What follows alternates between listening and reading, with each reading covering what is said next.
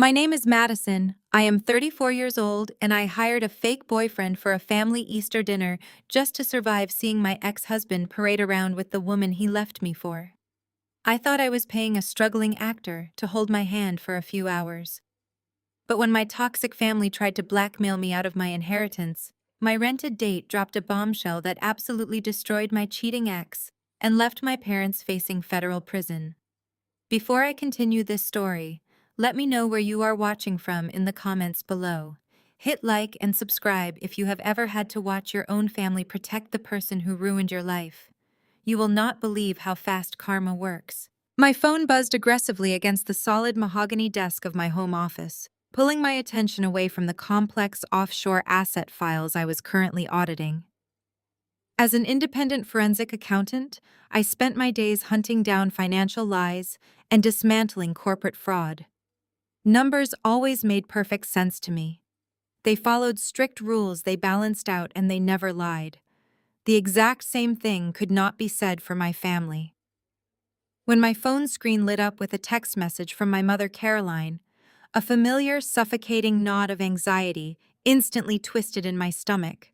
I stared at the glowing screen, the sheer audacity of her words slowly turning my blood to ice water. She wrote, "Bring an extra bottle of wine tomorrow. Bradley and Sienna are coming to Easter dinner. Our family needs to maintain our crucial business relationship with him, so I expect you to show up and act like a mature adult. If you cannot handle it, do not bother coming and I will just tell everyone you are still completely mentally unstable from the divorce." I gripped the heavy wooden edge of my desk so tightly that my knuckles turned stark white. Bradley was my ex-husband. Sienna was the 26-year-old woman he had been sleeping with in our very own bed while I was away on grueling week-long business trips. When I discovered the undeniable proof of his affair and filed for divorce 6 months ago, my entire world completely shattered. I had fully expected my parents to rally behind me in my darkest hour. I expected them to show the kind of unconditional love, fierce loyalty, and emotional support that normal families automatically provide during a crisis. Instead, my parents welcomed the man who broke my heart with open arms and entirely dismissed my pain as a minor inconvenience. Why would they do such a horrific thing? The answer was painfully simple and deeply rooted in their endless greed. Bradley constantly paraded around as a highly successful venture capitalist. He wore imported, custom-tailored Italian suits. He drove a bright red, aggressively loud sports car that I secretly knew he could barely afford the monthly lease payments on. He constantly dropped the names of powerful, wealthy people he claimed to know at high society events. Most importantly, he had recently promised my father, Harrison, an exclusive ground floor spot in a supposedly massive new tech investment fund. My parents gladly willingly traded their own daughter's well-being for the glittering illusion of a multi-million-dollar payout. To Caroline and Harrison, Bradley was a golden ticket, a shiny, fast-moving elevator to an even higher tier of the elite Connecticut society they desperately worshipped. I was just an inconvenient obstacle in their path to greater wealth. I was the boring, overly practical accountant daughter who had somehow failed to keep her lucrative marriage together, thereby risking their precious social standing. My phone buzzed again, vibrating harshly against the wood. Caroline was not finished typing. The little gray typing bubble danced on the screen for a few agonizing seconds before a second message chimed in, carrying a vicious threat that made my heart hammer violently against my ribs. She wrote, "If you decide to cause a scene or refuse to attend tomorrow, your father and I will immediately initiate the legal process to force the sale of your 20% equity in your grandmother's estate. We cannot have your emotional baggage holding back our financial future." There it was. The ultimate calculated blackmail, laid out in plain, unforgiving text. My late grandmother had been the only person in the entire family who truly understood me, who loved me for my quiet nature instead of demanding I become a socialite. When she passed away, she had purposely left me a 20% stake in our sprawling family estate in Connecticut. She had done it deliberately because she knew exactly how controlling, manipulative, and deeply materialistic my parents could be. That equity was the only piece of real leverage I had in that family. It was a protective financial shield she had given me from the grave, ensuring they could never fully discard me. Now my own mother was casually threatening to rip that protection away if I did not sit nicely, force a pleasant smile, and break bread with the man who destroyed my life, alongside the very woman who helped him do it.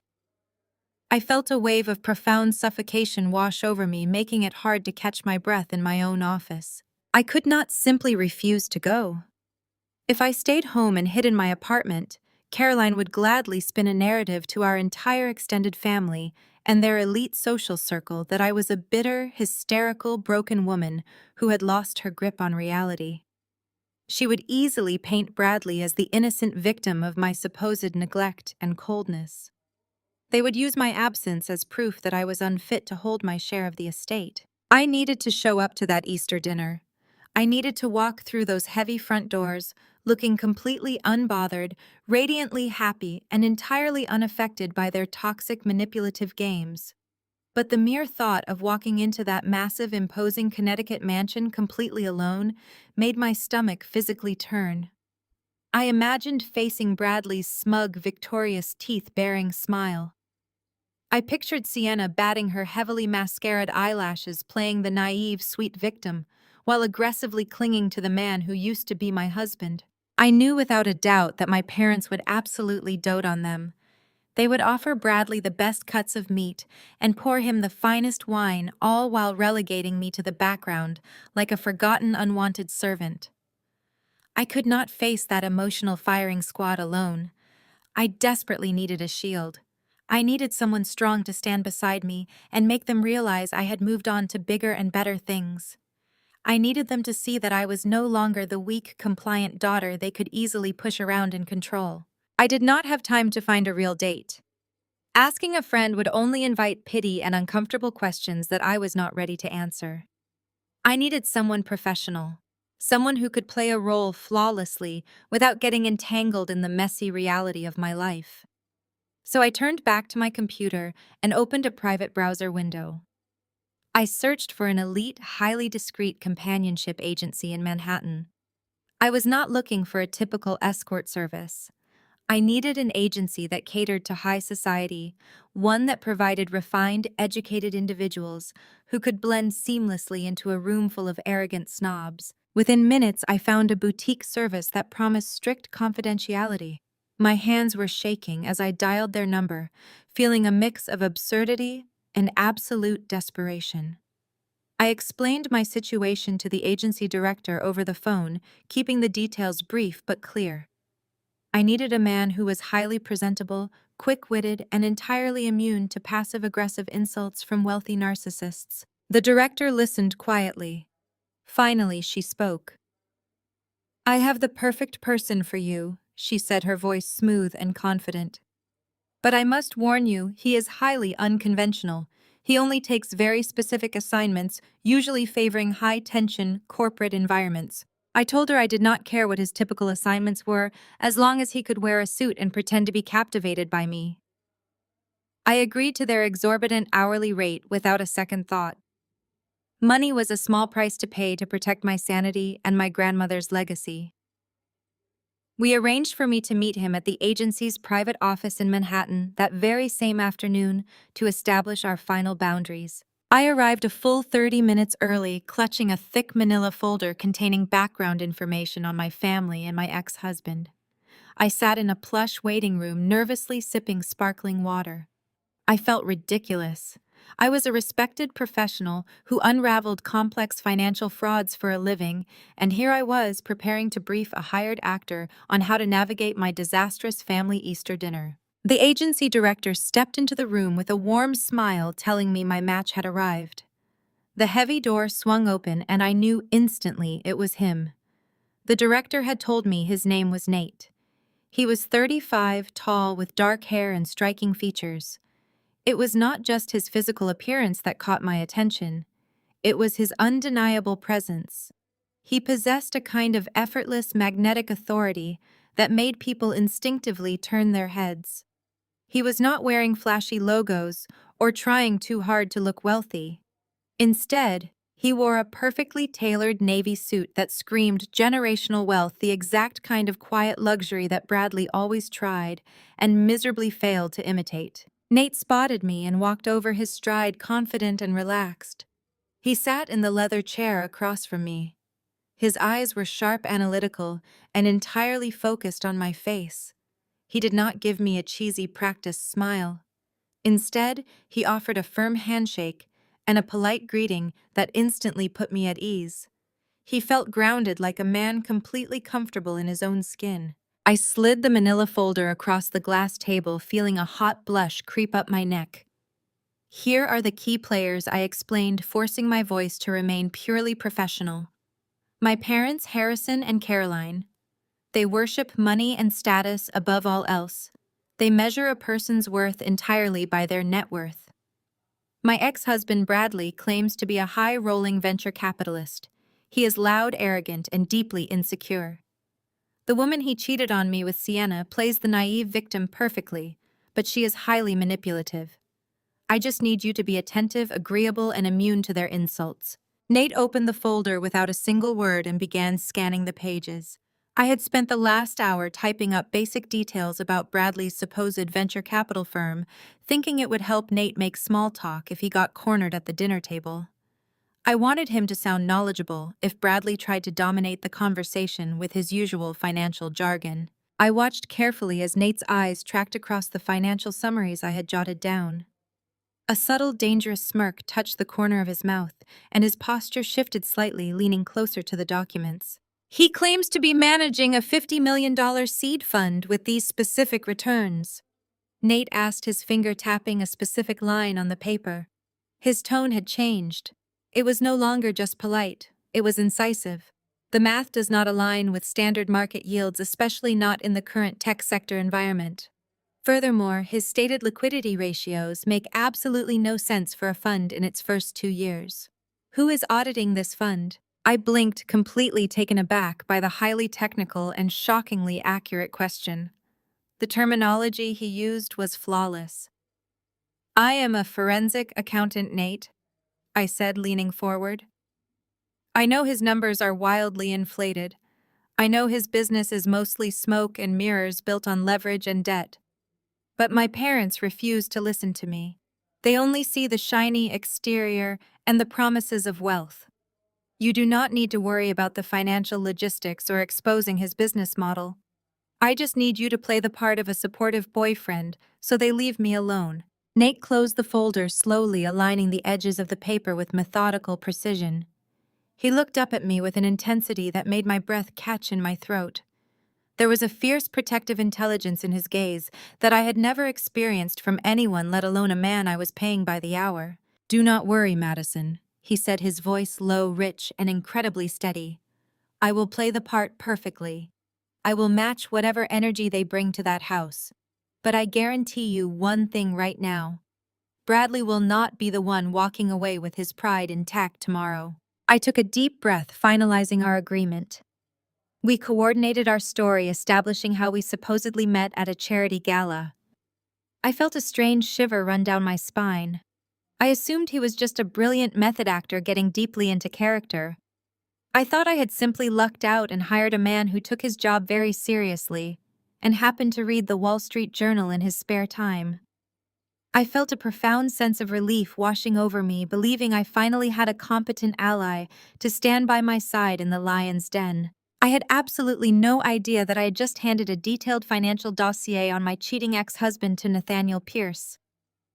I did not know that Nathaniel Pierce was the sole heir and chief legal officer of Pierce Capital, a massive multi-billion-dollar investment fund that practically ran Wall Street. I had no idea that Bradley had been falsely dropping Nate's company name in his fraudulent investment pitches.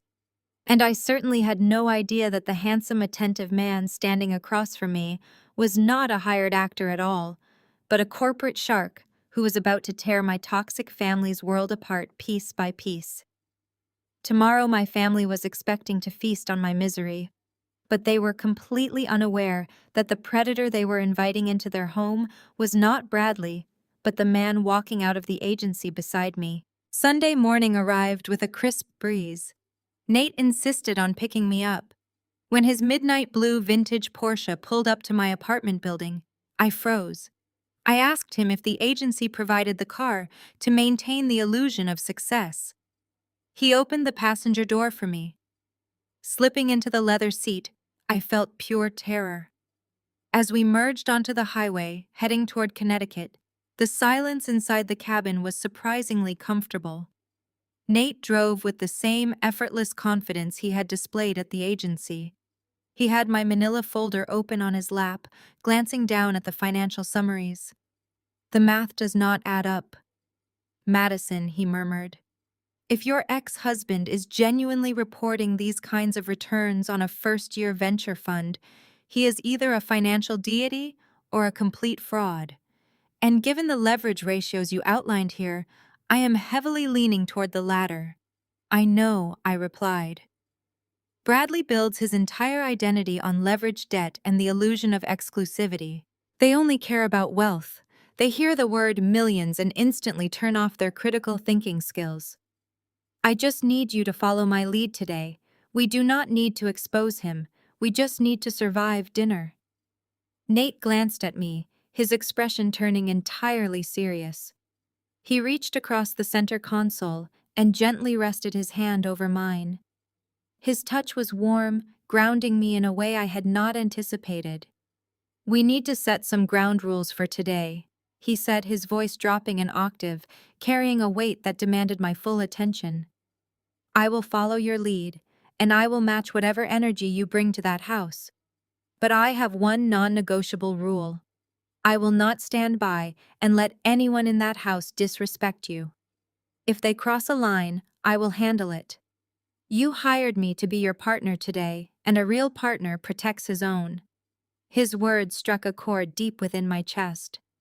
I had spent my entire 10-year marriage defending myself against Bradley and his subtle put-downs. Having someone expressly state that they would protect me felt entirely foreign. I simply nodded, suddenly grateful that I had taken the crazy leap of hiring this man. The transition from the bustling city to the sprawling manicured estates of Connecticut always felt like crossing an invisible border into a different universe. We turned onto the winding, tree-lined driveway of my parents' property. The estate was a massive, imposing stone manor that looked more like a fortress than a family home. Perfectly sculpted hedges lined the walkway, and the pristine circular driveway was already crowded with luxury vehicles. I immediately spotted Bradley and his aggressive bright red sports car, parked squarely near the front entrance, practically demanding attention. Nate parked his vintage Porsche with understated grace a little further down the drive. He stepped out, buttoned his suit jacket, and walked around to open my door. He offered his arm, and I took it, feeling a desperate need for an anchor as we approached the heavy oak double doors. My heart hammered wildly against my ribs. I took a deep breath, trying to summon every ounce of professional detachment I possessed. Before I could even reach for the brass knocker, the door swung open. Standing in the grand foyer, bathed in the light of a massive crystal chandelier, was Bradley. He wore a smug, self-satisfied grin. But my eyes did not stay on him for long. They instantly snapped to the woman standing proudly by his side. Sienna. She wore a pastel pink designer dress. She clung to Bradley with both hands, projecting the image of a fragile, delicate flower who had miraculously saved him from his terrible first marriage. But it was not her dress or her clinging hands that made the breath completely leave my lungs. It was what she was wearing around her neck. Resting against her collarbone was a thick, unmistakable strand of vintage iridescent pearls. It belonged to my late grandmother. Before she passed away, she had specifically instructed my mother Caroline to hold on to it and give it to me on my wedding day. It was supposed to be my heirloom, my connection to the only woman in this family who had ever loved me without conditions. Caroline had flatly refused to give it to me when Bradley and I got married. She claimed I was not mature enough to appreciate such a valuable antique and insisted on keeping it in a safety deposit box until I proved I was worthy of it. Caroline had locked it away and told me to stop acting entitled. Now that very same necklace was draped around the neck of the 26-year-old woman who had slept with my husband in my own bed. The visual betrayal was absolute. It was a calculated, vicious strike designed to break me the second I walked through the door. Caroline had not just welcomed my cheating ex-husband into her home. She had taken my sacred family heirloom, my stolen inheritance, and physically crowned his mistress with it.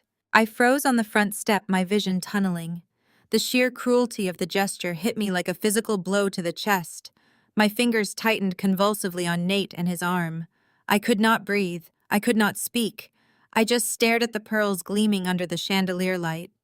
Bradley noticed my shock, and his smirk widened into a full, triumphant smile.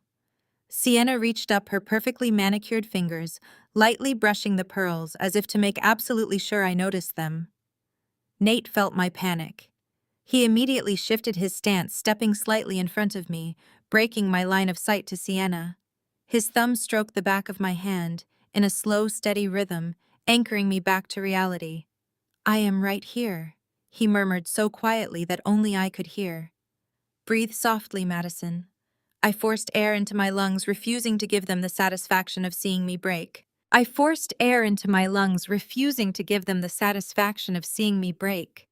Before Bradley could deliver his smug greeting, the sharp click of heels echoed across the marble floor. My mother Caroline swept into view. She was dressed in an elaborate cream gown that looked more appropriate for a gala than a family dinner. Her eyes bypassed me entirely. She did not offer a smile or even a basic verbal acknowledgement of my arrival. Instead, she rushed right past me. Her shoulder practically brushed against mine as she threw her arms wide open to embrace Sienna. "Oh, you look absolutely radiant today," my sweet girl Caroline gushed. She planted a loud, exaggerated kiss on Sienna's cheek. "Bradley, you really outdid yourself with those floral arrangements you sent earlier. You two are just a vision. Please come into the drawing room. Harrison is waiting to pour you a drink." She treated the people who destroyed my marriage like returning royalty. Only after she had thoroughly fawned over my ex-husband and his mistress did Caroline turn her attention back to me. Her eyes dragged up and down my body, inspecting me with cold precision. I was wearing a tailored emerald green blazer and matching trousers. It was a professional look that I felt confident in. Caroline frowned, letting out a loud theatrical sigh. "Madison, really?" she said. Her tone dripped with deep disappointment. "I told you this was a festive holiday gathering. You look like you are heading to a miserable board meeting. That suit is incredibly stiff and depressing. Could you not have found something slightly more cheerful? You always insist on bringing the mood down the moment you step foot in this house." I bit the inside of my cheek hard enough to taste copper. This was her classic strategy. Isolate, humiliate, and diminish. She wanted me to feel small so Bradley could feel large. She expected me to lower my head, apologize for my wardrobe, and slink into the background like an obedient dog. Bradley crossed his arms, leaning against the heavy oak doorframe, visibly enjoying the show. Sienna offered a fake, pitying pout that made my stomach physically churn. Before I could formulate a response that did not involve screaming, Nate stepped forward. He did not rush, nor did he raise his voice. He simply moved into the space with a slow, deliberate grace that instantly commanded the entire room. He placed his hand firmly on the small of my back. It was a gesture of absolute ownership and protection that completely shifted the center of gravity in the foyer. "Actually," Caroline Nate said. His voice was smooth, resonant, and carried an undertone of undeniable authority. "I was the one who suggested the emerald suit. It perfectly complements her eyes, and frankly, I find it breathtakingly elegant. But then again, true elegance never really has to try very hard, does it?" The silence that fell over the foyer was absolute. Caroline's jaw actually dropped. My father Harrison had just stepped out of the drawing room, holding a crystal glass of scotch, and he froze mid-stride. Even Lauren, my younger sister, and the undisputed golden child of the family, who had been lingering in the hallway waiting to join the ambush, stopped dead in her tracks. They all stared at Nate. They had been expecting a total loser. My mother had undoubtedly convinced the entire family that I would drag home some pathetic, desperate man willing to date a bitter divorcee. They were ready to look down on whoever I brought. Instead, they were looking at a man wearing a bespoke Tom Ford suit that easily cost more than Bradley's sports car. They were looking at a man whose posture, vocabulary, and sheer physical presence completely dwarfed Bradley. Beside Nate, Bradley suddenly looked like a loud, cheap imitation of wealth.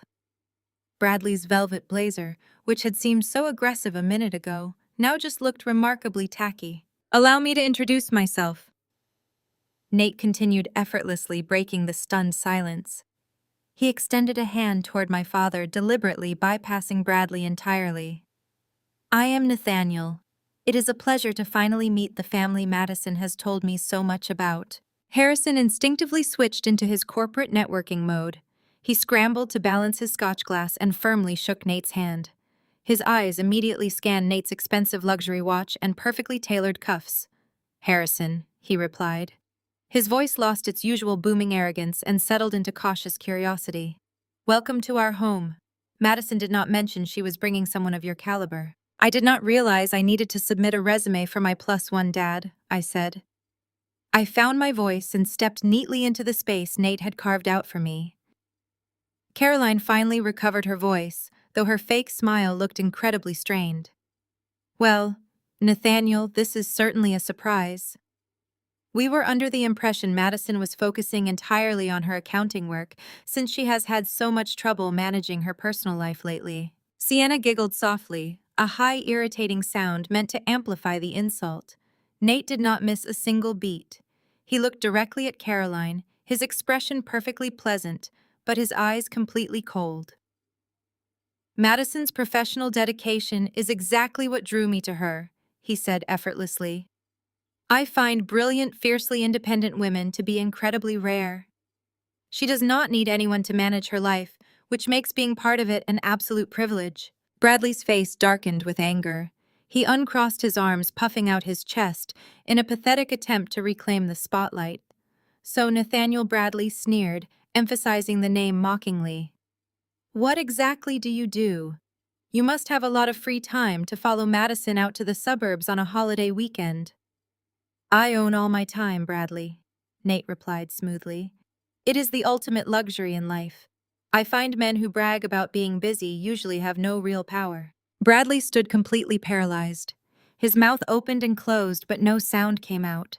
The smug superiority he had worn just moments ago evaporated into thin air. He had tried to use his fabricated wealth as a weapon to demean Nate, and Nate had just casually dismantled his entire ego without breaking a sweat. Sienna tugged nervously at Bradley's velvet sleeve, clearly sensing the sudden shift in dominance. Harrison cleared his throat loudly, eager to diffuse the suffocating tension before his prized future son-in-law was entirely humiliated in the front hallway. "Shall we move to the drawing room?" Harrison interrupted, his voice booming with forced cheerfulness. "We have some excellent appetizers waiting and a fully stocked bar." Nate offered me his arm again. "Lead the way, Harrison," he said lightly. As we walked past Caroline, I saw her glaring at me, her eyes burning with furious, frustrated confusion. She had set the stage for my execution, but instead I had walked in with a king. The drawing room was a master class in excessive, tasteless wealth. Heavy silk drapes framed the floor-to-ceiling windows, and abstract art pieces that Caroline had purchased strictly for their high price tags lined the walls. My younger sister Lauren was already perched on a velvet sofa, holding a crystal flute of champagne. At 30 years old, Lauren was the undisputed golden child of our family. She was a woman who had carefully molded her entire personality to echo my mother's materialistic demands. As soon as Nate and I sat down on the opposing love seat, Lauren's eyes locked onto Nate like a heat-seeking missile. She was deeply accustomed to being the absolute center of attention, the one with the most impressive lifestyle and the loudest opinions. She clearly viewed Nate's undeniable presence as a direct threat to her social supremacy in the room, especially since he had just effortlessly put Bradley in his place. So Nathaniel Lauren began adopting the exact same condescending, high-pitched tone Caroline always used. "Madison mentioned you two met at a charity gala. I follow the philanthropy circuit quite closely in the city. I am on several organizing committees myself. Which specific board do you sit on? Or are you just one of those people who buys a ticket to rub elbows with the actual donors? I tensed, preparing to jump in and defend our fabricated backstory. I worried she would push him into a corner and expose him as an actor. But Nate simply crossed one leg over his knee, looking completely relaxed and entirely unbothered. I prefer to keep my philanthropic efforts entirely anonymous, Lauren. He answered, his tone smooth and perfectly polite. True charity rarely requires a press release or a prominent seat on a board to validate it. I find that those who need to loudly broadcast their donations are usually buying social currency rather than actually trying to help the cause. But I am sure you understand the distinction. Lauren's face froze. She had spent the last 3 years aggressively posting about her minor committee roles on social media, treating charity like a competitive sport. Nate had just flawlessly deflected her interrogation while simultaneously delivering a devastating polite insult that labeled her as tacky and desperate for attention. She snapped her mouth shut, her cheeks flushing a patchy, embarrassed red. But Lauren was nothing if not persistent. She recovered quickly, leaning forward and swirling her champagne.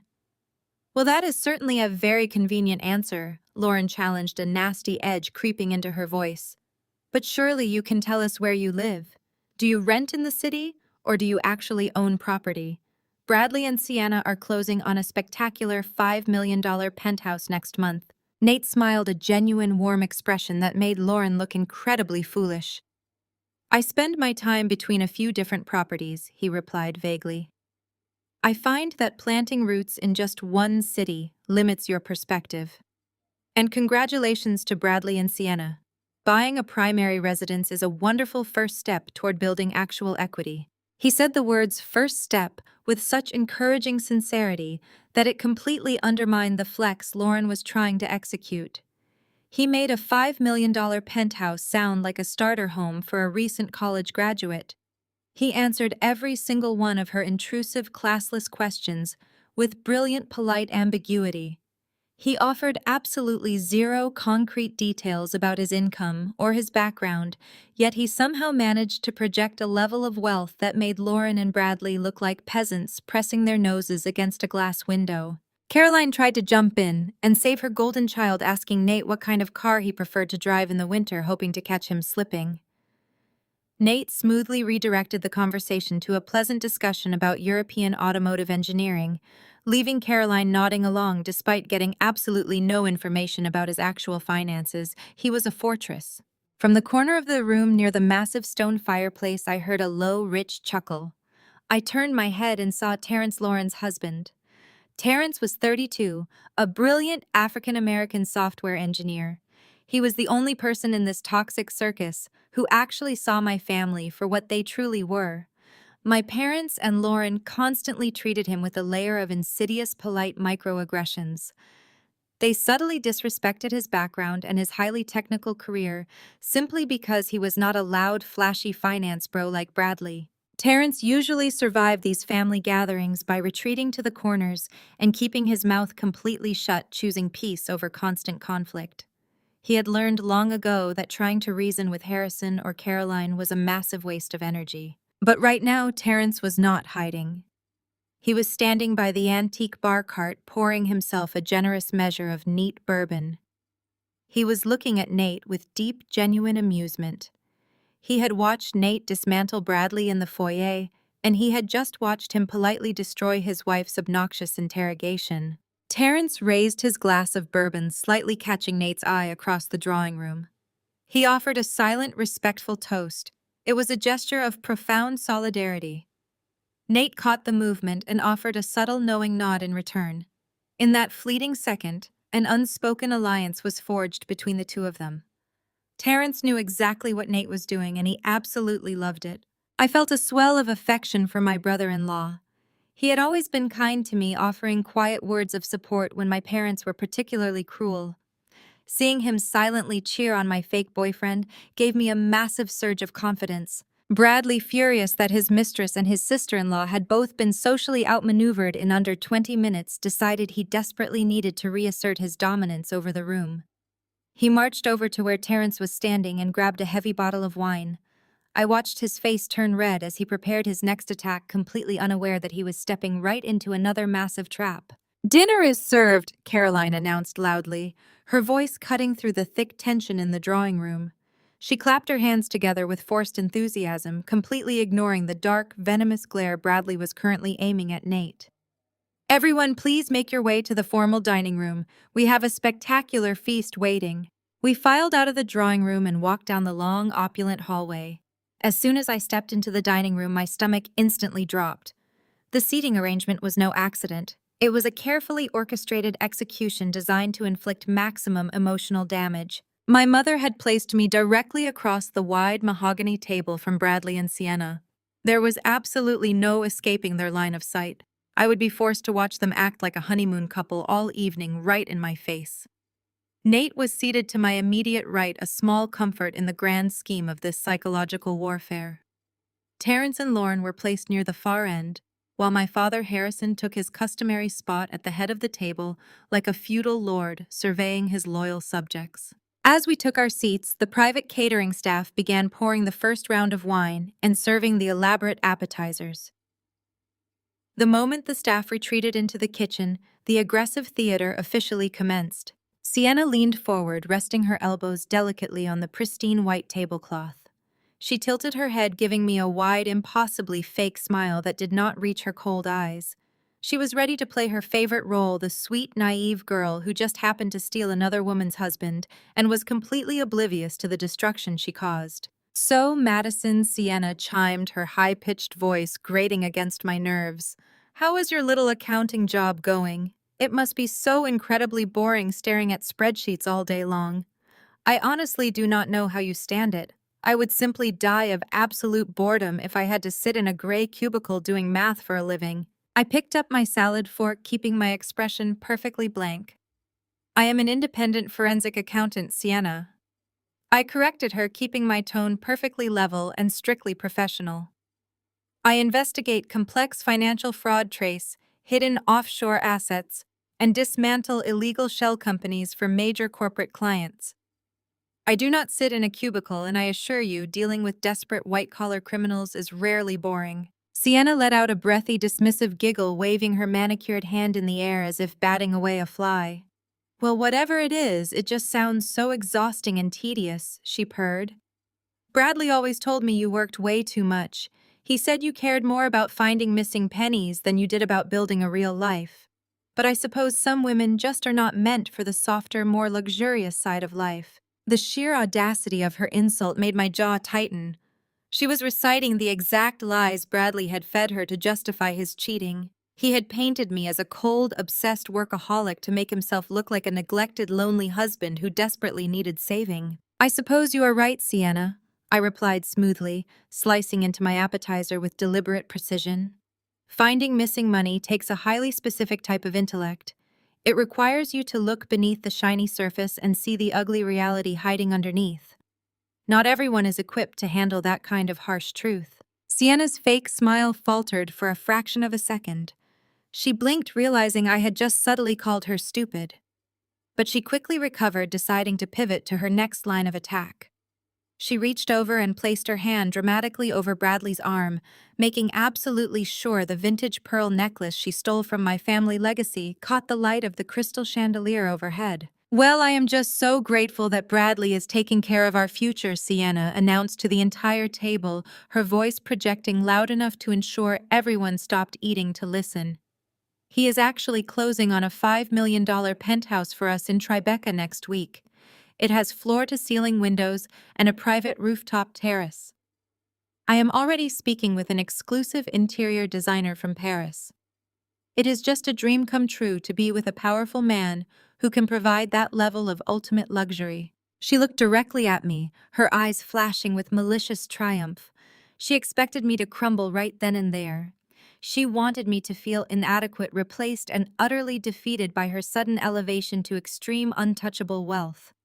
Lauren chimed in from down the table, loudly congratulating Sienna on the real estate purchase, fueling the toxic fire. I felt Nate shift slightly in his chair beside me. He did not say a single word, but the sheer silent weight of his presence was a massive anchor.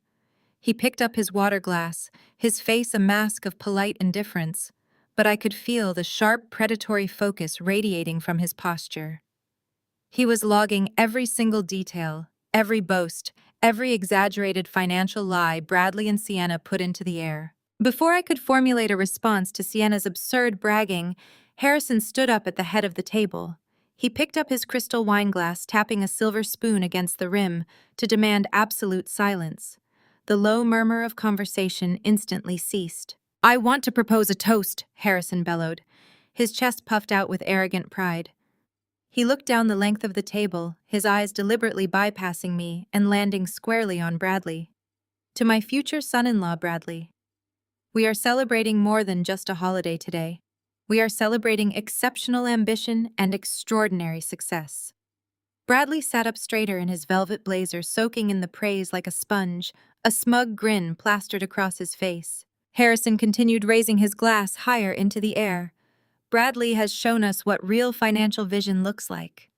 His new venture capital fund is going to absolutely revolutionize the market, and Caroline and I are incredibly proud to be joining him as initial partners in this massive opportunity.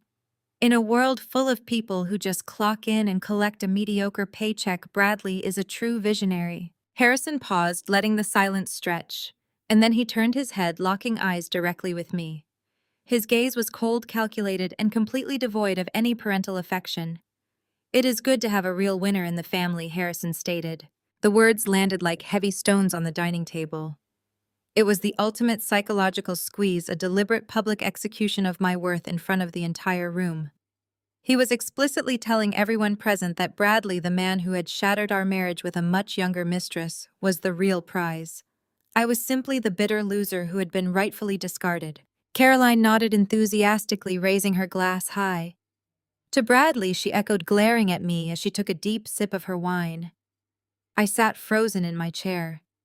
The suffocating weight of their collective cruelty pressed down on my chest like a physical force. They were publicly crowning my abuser while treating me like dirt on their expensive shoes. They truly thought they had backed me into a corner where I had to submit. But they did not realize the game was about to change. The clinking of crystal glasses echoed through the dining room as Harrison took his seat. Bradley practically glowed under the praise. He soaked up the adoration, but I could see his eyes darting toward Nate. Despite my father's cruel toast, Nate had not flinched. He simply sat there, radiating a quiet, unshakable confidence that clearly infuriated my ex-husband. Bradley desperately needed to prove he was the alpha in the room. He needed a prop to cement his fabricated status. He snapped his fingers at the private catering staff. The head waiter immediately stepped forward, carrying a silver tray. Resting on the polished metal was an old, dust-covered wine bottle. Bradley stood up, gesturing grandly to the bottle as the waiter placed it carefully on the mahogany table. "I wanted to share something truly exceptional tonight," Bradley announced, his voice booming with arrogant theatricality. He picked up the bottle so everyone could see the faded label. "This is a rare vintage Bordeaux from 1982. I had my broker secure it at a highly exclusive private auction in Geneva. It cost me $4,000, but you cannot put a price tag on a truly historic vintage." Caroline gasped audibly, clutching her hands together in exaggerated delight. "Oh, Bradley, you are far too generous," she cooed. $4,000 for a single bottle. Harrison, did you hear that?" My father nodded sagely, eyeing the bottle with deep reverence. "Only the best for this table," Harrison agreed. Bradley pulled a silver corkscrew from his pocket, waving off the waiter to open it himself. As he twisted the metal into the cork, he continued his obnoxious lecture. "You see, an 82 Bordeaux requires a highly refined palate to truly appreciate its complex flavor profile. It is a sophisticated experience. I am sure you do not get to taste things like this very often, Nathaniel. Whatever it is you actually do for a living." Bradley pulled the cork free with a loud pop. He set it on the table and began pouring the dark red liquid into the massive crystal goblets. He intentionally bypassed me and walked straight over to Nate. Bradley leaned down, pouring a generous measure into Nate's glass, his face hovering just inches away in a clear, aggressive challenge. Let us see if you have the refinement to handle a real investment, Bradley sneered. Nate did not react to the provocation. He did not scowl or stiffen. Instead, he calmly reached out and picked up the heavy crystal goblet by the stem. The entire dining room went dead silent. Caroline, Harrison, Lauren, and Sienna all watched, fully expecting Nate to look intimidated or foolish. Nate held the glass up to the light of the chandelier. He tilted it slightly, observing the color of the liquid against the crystal for a long, agonizingly silent moment. He then lowered the glass and swirled the wine with a fluid, expert motion. He brought the rim to his nose, took a deep breath, and took a very small sip. He held it on his palate, swallowed slowly, and gently set the glass down. Bradley stood over him, vibrating with smug anticipation. "Well," Bradley demanded loudly, "too complex for your tastes." Nate looked up. His expression was entirely neutral. The tannin structure is remarkably flat and deeply uninspired for an 82, Nate observed quietly, his voice cutting through the room like a razor blade. And the slight metallic undertone on the finish is highly unusual for that specific chateau. In fact, it is entirely incorrect. Bradley's smug smile faltered. "What are you talking about? It is a masterpiece." Nate leaned back in his chair. "Furthermore, if you look closely at the cork you just proudly pulled, the branding stamp lacks the specific double crest that the estate utilized exclusively during that decade." Nate effortlessly switched into flawless, rapid-fire French. He quoted a specific regional wine authority regarding counterfeit vintage operations that had flooded the European market with fake bottles. His pronunciation was impeccable, dripping with aristocratic education. He translated the quote back into English with devastating precision. "It is a very pleasant modern blend," Bradley Nate concluded, offering a small, pitying smile. "But you just paid $4,000 for a counterfeit bottle that is worth roughly $40. It is a scam designed to trick uneducated buyers. I would highly suggest reviewing the authentication papers from your broker, assuming he actually exists. They clearly took massive advantage of your profound lack of expertise." The dining room plunged into a suffocating silence. Bradley's face turned a horrifying shade of purple. He stared at the open bottle on the table, his mouth opening and closing like a suffocating fish. He had tried to use his wealth to demean Nate, and Nate had just publicly exposed him as an uneducated fraud who had been easily swindled. Caroline looked horrified. Harrison stared at his own glass of wine as if it were suddenly filled with poison. Sienna looked completely confused, glancing frantically between Bradley and Nate, unable to comprehend how her powerful fiancé had just been completely dismantled. From the far end of the table, Terrence could not contain himself. He quickly grabbed his white cloth linen napkin and pressed it firmly over his mouth, his shoulders shaking with silent, uncontrollable laughter. He caught my eye over the rim of the napkin, his eyes dancing with absolute glee. Bradley gripped the back of his dining chair, his knuckles turning white. "You have no idea what you're talking about," Bradley sputtered, his voice cracking with humiliation.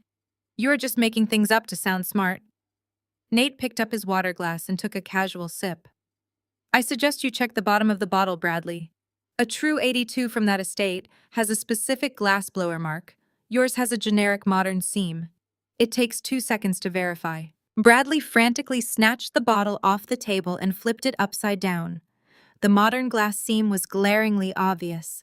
He slammed the bottle back down, his face now burning red with unmistakable shame. He had been completely destroyed in front of the very people he was trying to impress. Terrence finally lowered his napkin, a bright, dangerous gleam in his eye. "Well, damn, Bradley," Terrence said, his voice ringing out across the silent room. "Speaking of investments that do not quite add up, I was meaning to ask you a few things about that new tech venture fund you keep pitching to Harrison, and I require some very clear and honest answers." Terrence leaned his forearms against the edge of the mahogany table. He interlaced his fingers. His voice was calm and conversational, but it carried the heavy weight of a seasoned professional stepping directly into his own domain. Bradley had just been publicly humiliated over a bottle of fake wine, and now Terrence was about to systematically dismantle the core of his entire identity. "I read over the executive summary you left on the kitchen counter last week," Terrence began. You claim the software your new fund is backing utilizes dynamic edge computing to optimize high-frequency trading algorithms. But the server architecture you listed in the appendix is completely obsolete. It cannot handle dynamic loads at that specific latency. So how exactly is the data being processed? Bradley blinked rapidly. The dark flush of embarrassment from the wine incident was immediately replaced by a pale, sickly sheen of rising panic. He pulled nervously at his collar, suddenly looking very hot in his heavy velvet blazer. He glanced quickly at my father Harrison, who was watching him intently. "Well," Bradley stammered. His voice lacked all of its previous booming authority. "It is a highly proprietary system, Terrence. You would not understand the complex financial modeling side of it. We use decentralized nodes to maximize the fiscal throughput across the blockchain spectrum. It is completely synergy-driven." I had to press my lips together to stop a sharp laugh from escaping. It was a complete nonsensical word salad. As a forensic accountant, I heard desperate con artists use this exact type of meaningless jargon all the time when they were trying to hide the fact that there was no actual product. They throw big words at the wall, hoping the listeners are too intimidated to ask clarifying questions. Terrence smiled. It was a slow, predatory smile. "Decentralized nodes do not process fiscal throughput," Bradley Terrence explained. He spoke with the polite, measured patience one might use to correct a highly confused toddler. "That is not a real technological function. You just combined three completely unrelated industry buzzwords. Furthermore, blockchain latency makes it functionally impossible to use for high-frequency trading optimization. You would be losing money by the millisecond, so I will ask you again. What back-end framework is actually running this revolutionary software?" Bradley's eyes darted frantically around the dining room. He looked at Sienna, who was blinking at him with blank, wide-eyed confusion. He looked at Lauren, who shifted uncomfortably in her seat, realizing her husband was publicly destroying the man her parents worshipped. Finally, Bradley looked at Harrison, silently begging for a parental lifeline. "We leverage a cloud-based artificial intelligence paradigm," Bradley blurted out. His voice pitched noticeably higher. "It aggregates the data streams directly into the central mainframe using a proprietary algorithmic sequence. It is next-generation stuff, Terrence. It is highly classified." Nate leaned back in his chair, casually crossing his arms over his chest. He looked at Terrence, offering a slight knowing nod, then looked directly at Bradley. "It sounds like a classic shell structure," Nate observed quietly. The entire table turned to look at him. Nate's voice was gentle, which somehow made his analytical assessment cut even deeper into the silent room. Heavy on aggressive jargon entirely devoid of actual operational mechanics, Nate continued. His tone carried the chilling precision of a corporate executioner. "If you put those technical specifications in front of any legitimate regulatory board, they would flag you for immediate review. An artificial intelligence paradigm routing through a central mainframe is a contradiction in terms.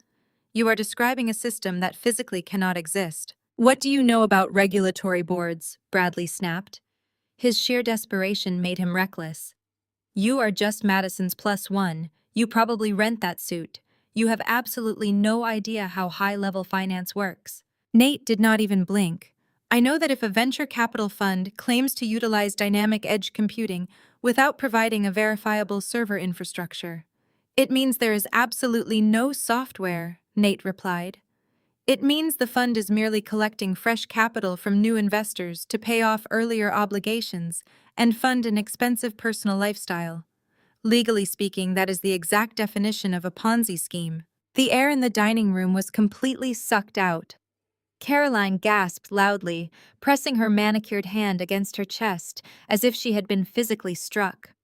Sienna shrank back in her large dining chair, looking at Bradley as if he had suddenly caught a highly contagious fatal disease. Lauren opened her mouth to defend him, but Terrence shot his wife a single sharp look that instantly silenced her protests. I looked across the table at Bradley. He was sweating profusely now. A large bead of perspiration rolled down his temple. He had completely cornered himself.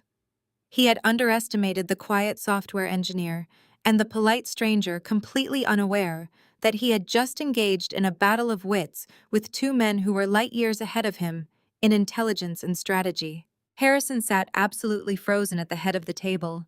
His knuckles were bone white as he gripped the heavy wooden edge. My father was a man who worshipped success and violently despised failure. He had staked his entire social reputation on bringing Bradley into his inner circle. He had bragged endlessly to his wealthy golf buddies and country club associates about his brilliant venture capitalist son-in-law. Now he was being forced to watch two younger, sharper men expose his golden ticket as a pathetic, babbling fraud right in the middle of his own Easter dinner. The luxurious illusion was shattering into a million tiny pieces, and Harrison could not handle the intense humiliation of being proven wrong. "Enough," Harrison roared. He slammed his open hand down on the mahogany table with terrifying force. The heavy crystal glasses shook, and a few drops of the counterfeit wine spilled onto the pristine white tablecloth. The booming sound echoed off the high ceiling, instantly stopping the interrogation. Harrison stood up his chair, scraping violently against the hardwood floor. His face was a mask of pure, unadulterated rage. He glared at Terence, furiously disgusted that his son-in-law had dared to challenge the family hierarchy and disrupt the perfect image they had curated.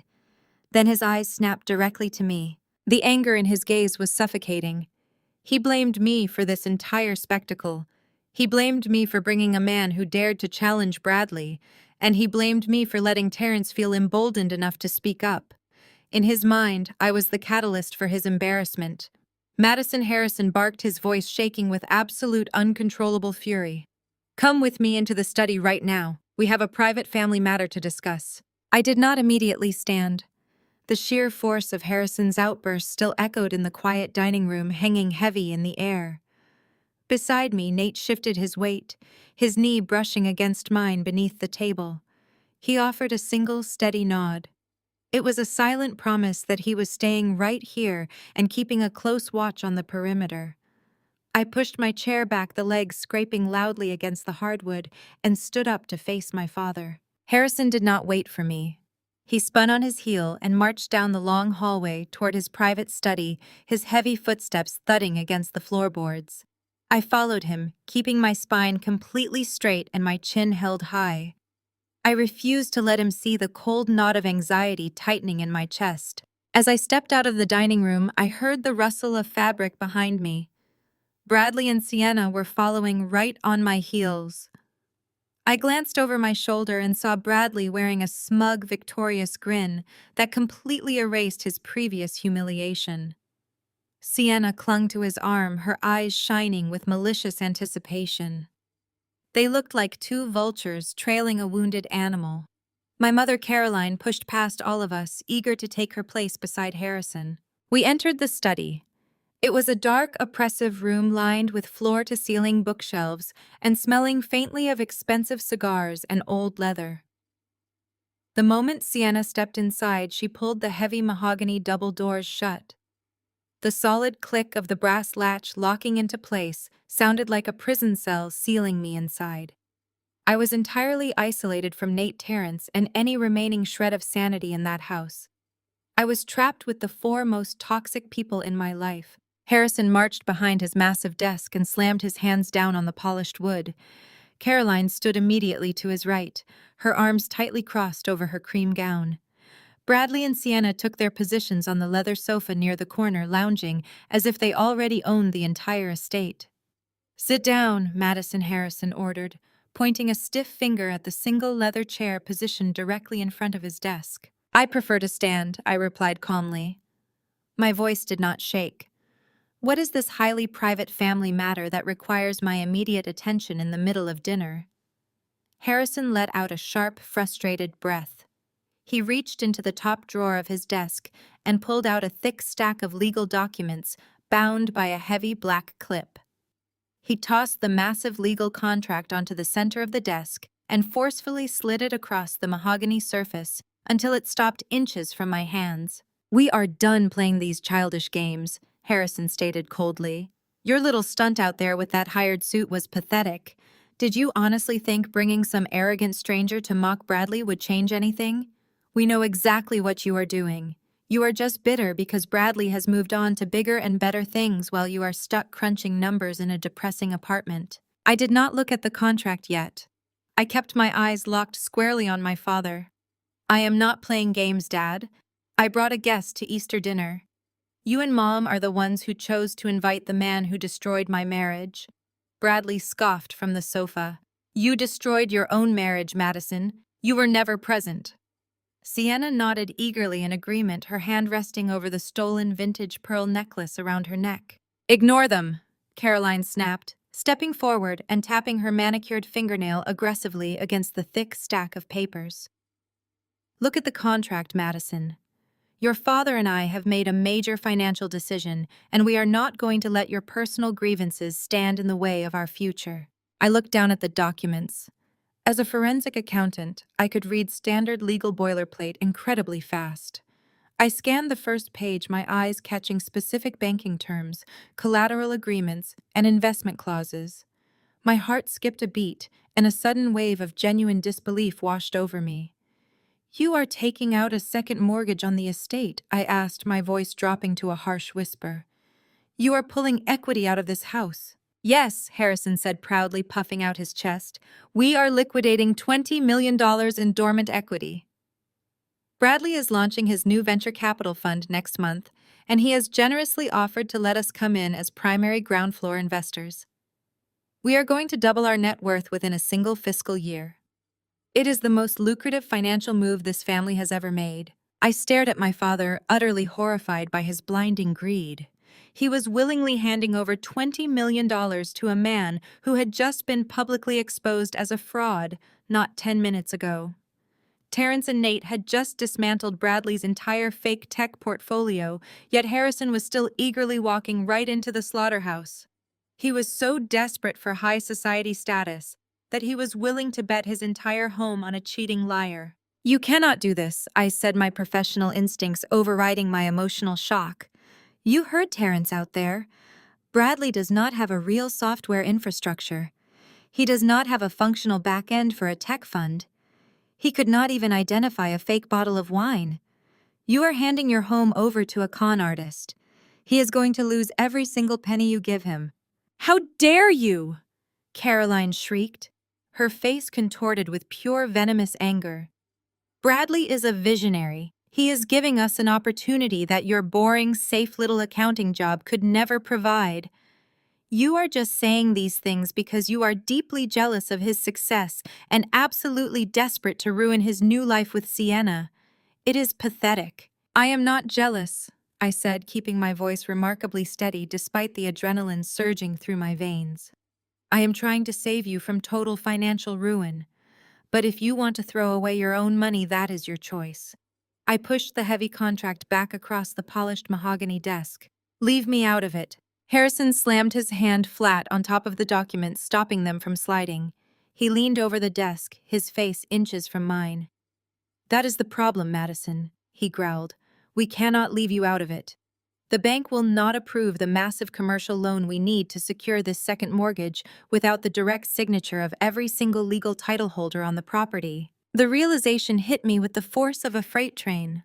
I looked down at the thick stack of papers again, my professional training taking over. I reached out and flipped to the third page, scanning the dense legal jargon. My blood ran completely cold. This is not just a standard loan authorization, I stated, staring at the specific clause highlighted in yellow. This is a full equity relinquishment agreement. You are not just asking for my permission to take out a mortgage on the estate. You are actively demanding that I sign over my entire 20% ownership stake to you. Your grandmother made a foolish, sentimental mistake when she left you that equity, Caroline snapped, crossing her arms defensively. You have done absolutely nothing to earn a share of this estate. Your father and I have maintained this property for decades. We need that 20% to fully leverage the maximum capital required for Bradley's venture fund. It is just dead weight sitting in your name. You are going to sign it over to us right now so we can finally put this family's assets to actual good use. I stared at the two people who were supposed to protect me. They were aggressively attempting to rob me of my only inheritance, the single piece of security my grandmother had desperately wanted me to have. They were willing to strip away my financial future just to hand millions of dollars over to a man who had publicly disrespected and humiliated me. "I am not signing anything," I said, my voice dropping to a hard, unyielding whisper. "I will never surrender my grandmother's legacy to fund a fraudulent investment scheme. You can find your capital somewhere else." I turned to walk toward the heavy double doors, desperate to escape the suffocating toxicity of the study. But before I could take a single step, Bradley pushed himself off the leather sofa. He sauntered over and leaned casually against the edge of Harrison's desk, physically blocking my path to the exit. His smug, victorious smile returned, completely erasing the humiliated panic he had shown in the dining room just moments before. "I do not think you fully understand your position here, Madison," Bradley sneered, his voice dripping with condescension. "You are going to sign that document today, because if you do not, I am going to make your life an absolute living hell." I crossed my arms, refusing to shrink away from him. "You have no leverage over me, Bradley. Our divorce is finalized. You are completely out of my life." Bradley let out a sharp, nasty laugh. He reached into the inside pocket of his velvet blazer and pulled out a sleek silver pen, tapping it rhythmically against the stack of legal documents. "Oh, but I do have leverage," he countered.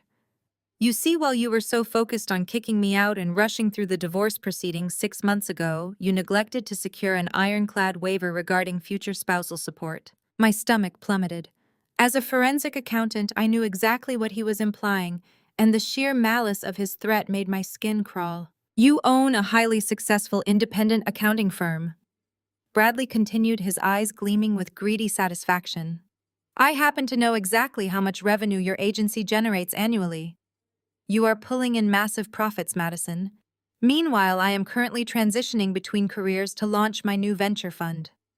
On paper, my current technical salary is virtually zero. In the eyes of the family court, there is a massive income disparity between us." Sienna chimed in from the sofa, her high-pitched voice grating against my nerves.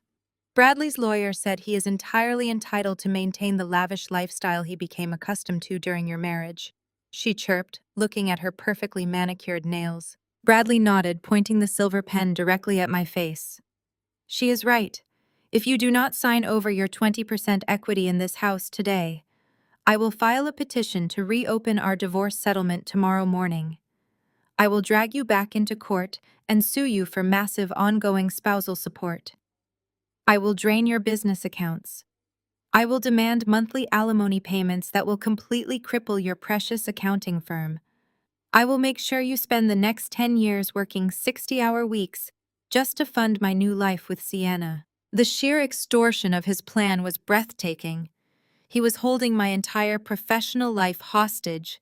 He knew how hard I had worked to build my forensic accounting agency. I had poured my blood, sweat, and tears into that business while he was out having an affair.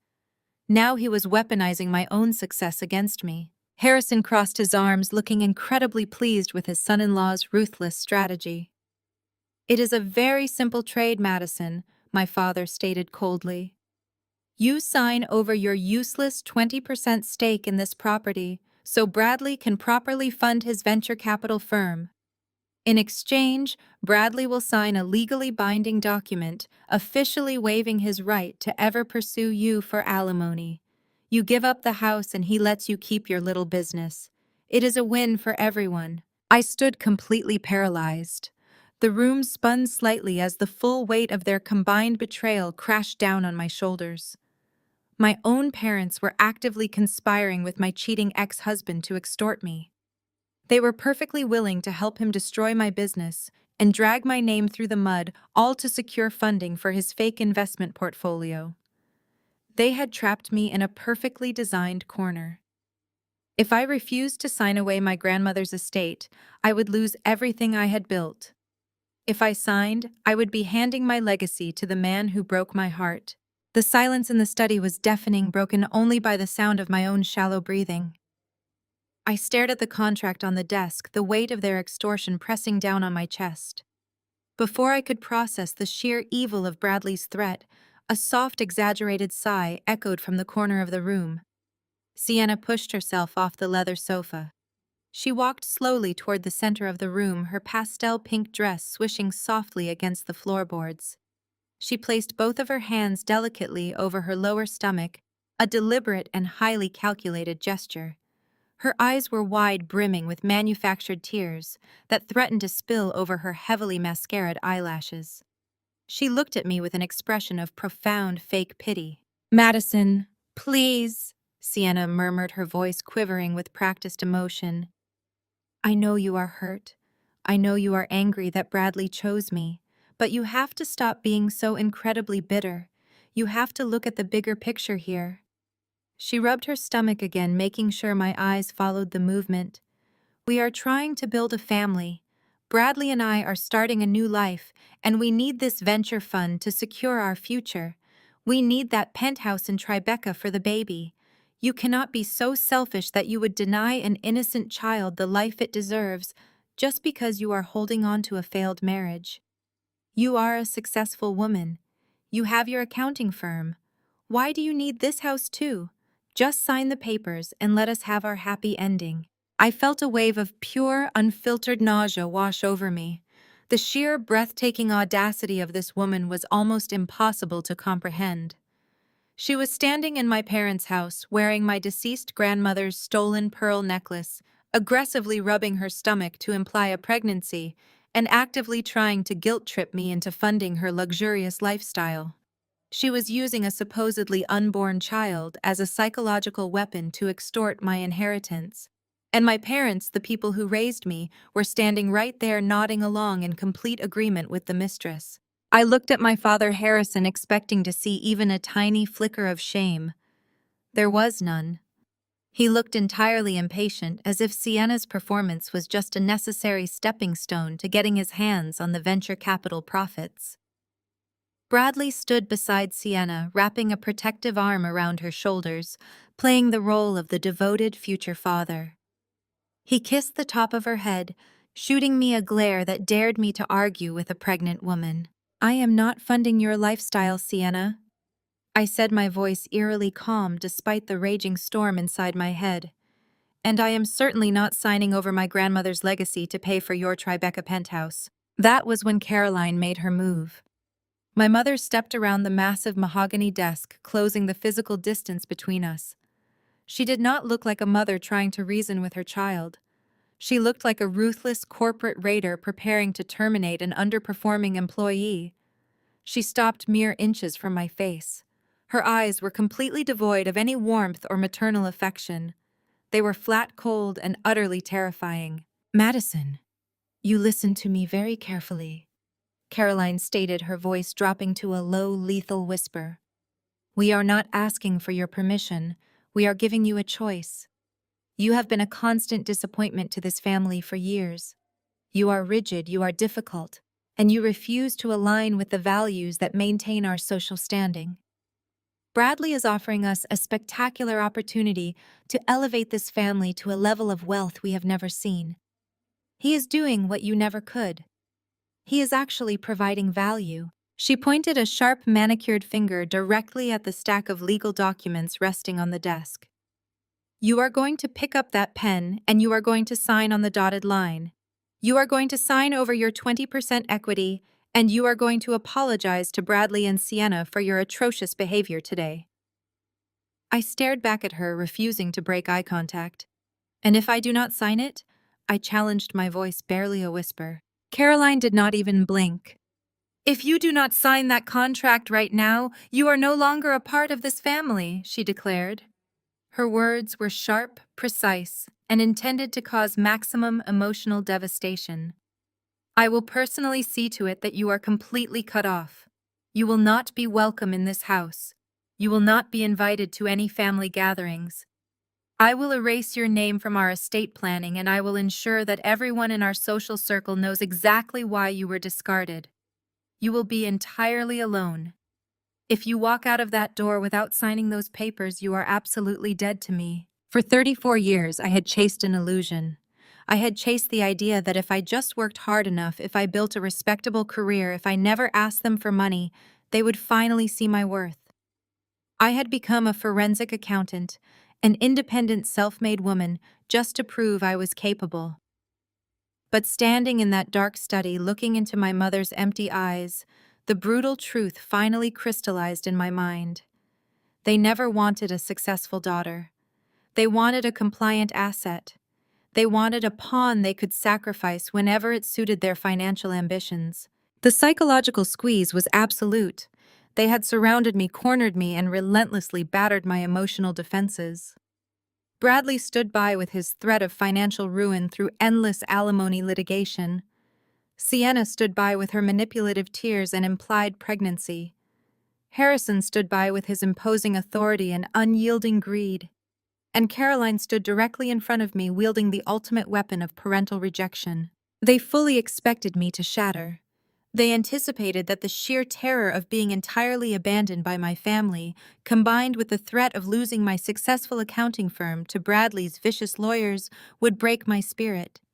They had spent my entire life conditioning me to seek their approval, to bend to their will, to accept their criticisms, and strive for their validation. They were banking on 34 years of ingrained obedience to force my hand. I looked down at the heavy silver pen resting perfectly parallel to the thick stack of legal documents. I looked at the signature line, clearly marked with a bright yellow sticky note demanding my immediate surrender. My hand actually trembled as I slowly reached out. The silence in the room was so profound, I could hear the faint ticking of the grandfather clock in the corner. Bradley's smug smile widened into a full, triumphant grin. Sienna let out a soft, dramatic breath of relief. Harrison relaxed his aggressive posture, and Caroline gave a curt, satisfied nod. My fingers closed around the cold, heavy metal of the silver pen. It felt exactly like picking up the very instrument of my own execution. The air inside the dark wood-paneled study grew incredibly thin, pressing against my lungs like a physical weight. I was hyperventilating, drawing in short, sharp breaths that completely failed to provide any actual oxygen.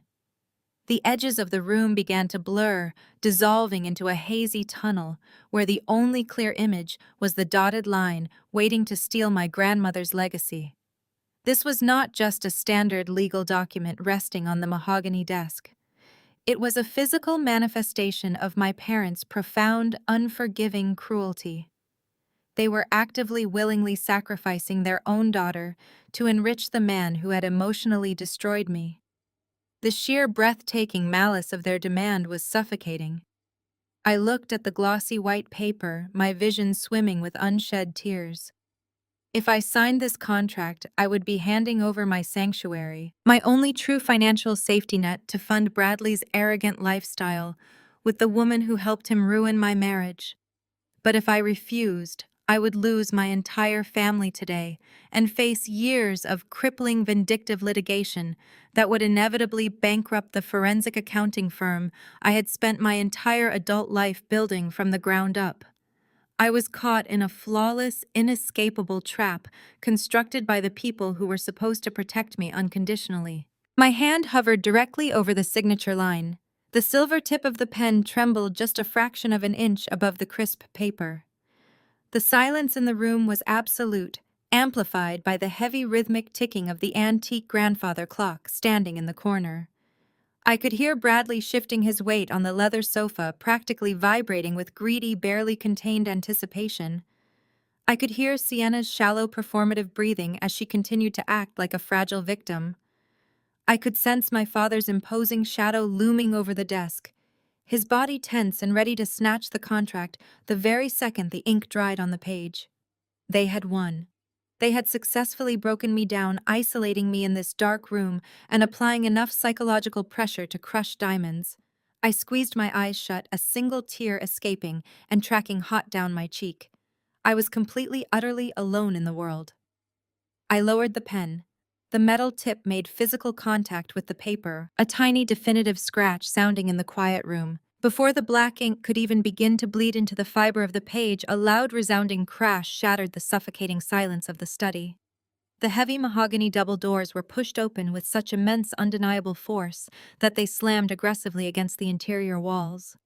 The sudden violent noise made Caroline shriek and jump backward, clutching her cream gown in shock. Harrison violently jerked his head up, his face instantly twisting into a mask of pure, unadulterated outrage at the sudden intrusion. Bradley leaped off the leather sofa, his smug grin completely vanishing as a look of genuine alarm washed over his features. I froze my hand, still gripping the pen against the contract, and turned my head toward the entrance. Nate stepped into the room. The polite, agreeable demeanor he had meticulously maintained throughout the afternoon was entirely gone. He no longer looked like a pleasant guest making polite small talk at a holiday gathering. He looked like an apex predator, stepping onto a battlefield, bringing a sudden freezing chill into the stifling study. He was no longer holding the crystal goblet of counterfeit wine. Instead, his right hand gripped a thick, bulging manila folder. I recognized it immediately. It was not the folder I had given him at the agency in Manhattan earlier that morning. This folder was entirely different. It was the exact same file I had seen Terrence carrying earlier when he arrived from his home office. Terrence, the brilliant software engineer who had endured years of microaggressions from this family, had quietly handed it to Nate in the hallway. The silent alliance they had formed over their shared disdain for Bradley's fraudulent tech jargon had just culminated in this very moment. Terrence had done his own digging, and he had delivered the ammunition directly to the man willing to pull the trigger. Nate did not hesitate. He strode across the Persian rug with long, predatory steps, completely ignoring the furious protests erupting from my parents. "What is the meaning of this?" Harrison bellowed, his face turning an alarming shade of purple as he stepped out from behind the desk. "This is a private family matter. Get out of my study immediately before I call security and have you dragged off my property." Nate did not even look at my father. He bypassed Harrison entirely, treating the angry, powerful man like an insignificant piece of furniture. His focus was locked exclusively on me.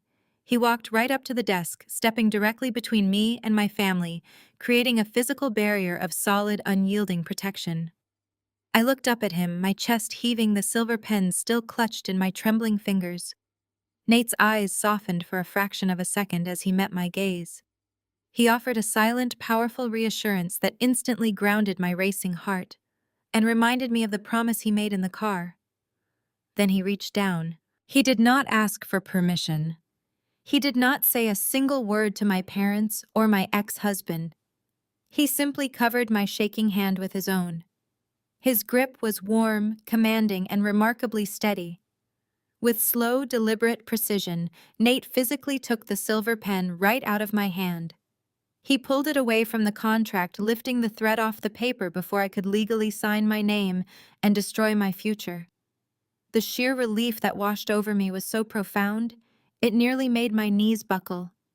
I let out a ragged breath, stepping back from the desk, as Nate effortlessly tossed the pen across the room. It clattered uselessly onto the floor, rolling away into the dark corner of the study. "You have absolutely no right to interfere here," Bradley shouted, marching toward Nate with his fists clenched at his sides. "You are just a hired date. You need to leave before I have you thrown out for trespassing." Nate finally turned his attention to Bradley. The temperature in the room seemed to drop 10 degrees. Nate tapped the thick manila folder against the edge of the mahogany desk, the sharp sound cutting through Bradley's aggressive bluster. He stood tall, his tailored suit projecting an aura of absolute crushing authority. The time for playing games was over.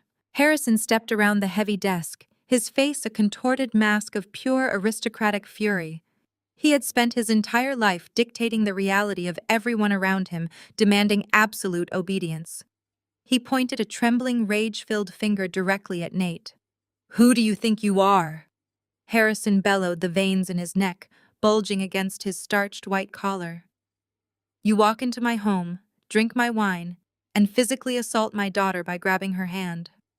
I know exactly what you are. Caroline told me Madison was desperate enough to rent a date for a holiday dinner. You are nothing but a cheap hired actor, a pathetic escort wearing a rented suit. You have absolutely no right to interfere in a high-level financial transaction. Get out of my house before I have you arrested for trespassing." Bradley sneered from the corner of the room, taking immense pleasure in the vicious verbal attack. "You heard the man," Bradley chimed in, crossing his arms over his velvet blazer. "Your little gig is over. You got paid for the afternoon, so pack it up and leave. The adults in the room are conducting real business here. You do not even have the clearance to look at those documents. Go wait in the car." Nate did not move a single muscle. He did not flinch at the insults, and he certainly did not look intimidated by my father or Bradley. Instead, a profound, terrifying stillness washed over him. The polite, agreeable guest persona instantly evaporated. The charming smile faded, replaced by a cold, calculating hardness. His shoulders squared and his entire demeanor shifted from protective companion to a ruthless corporate shark. He looked at Harrison and Bradley, not as a guest facing a host, but as an executive staring down incompetent employees. The air in the study grew incredibly dense. The shift in his energy was so sudden and absolute that even Caroline took an involuntary step backward. She instinctively sensed they had crossed a fatal line. Nate set the thick manila folder down on the mahogany desk right next to the fraudulent loan contract.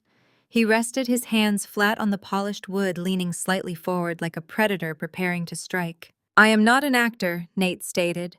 His voice was no longer conversational.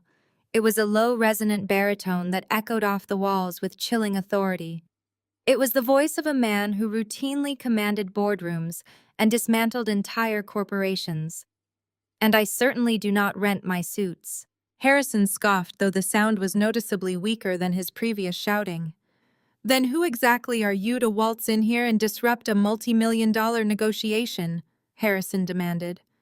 He was trying desperately to cling to his fading dominance. Nate held his gaze with unwavering intensity. "My name is Nathaniel Pierce," he said, enunciating every single syllable with deadly precision. "I am the chief legal officer and the primary heir to Pierce Capital." The silence that violently slammed into the room was deafening. It was a suffocating, terrifying vacuum of sound. For a fraction of a second, the name seemed to float in the air. Then the horrific realization struck. Pierce Capital was not just a successful firm. It was a global, multi-billion-dollar financial leviathan. It was the exact firm that dominated financial news networks. But more importantly, it was the specific venture capital firm that Bradley had been bragging about all evening. It was the firm Bradley claimed was backing his new software infrastructure. It was the very entity Harrison believed he was partnering with by mortgaging our family estate. Bradley's reaction was instantaneous and entirely visceral. The smug, arrogant sneer melted off his face as if it had been burned away by acid.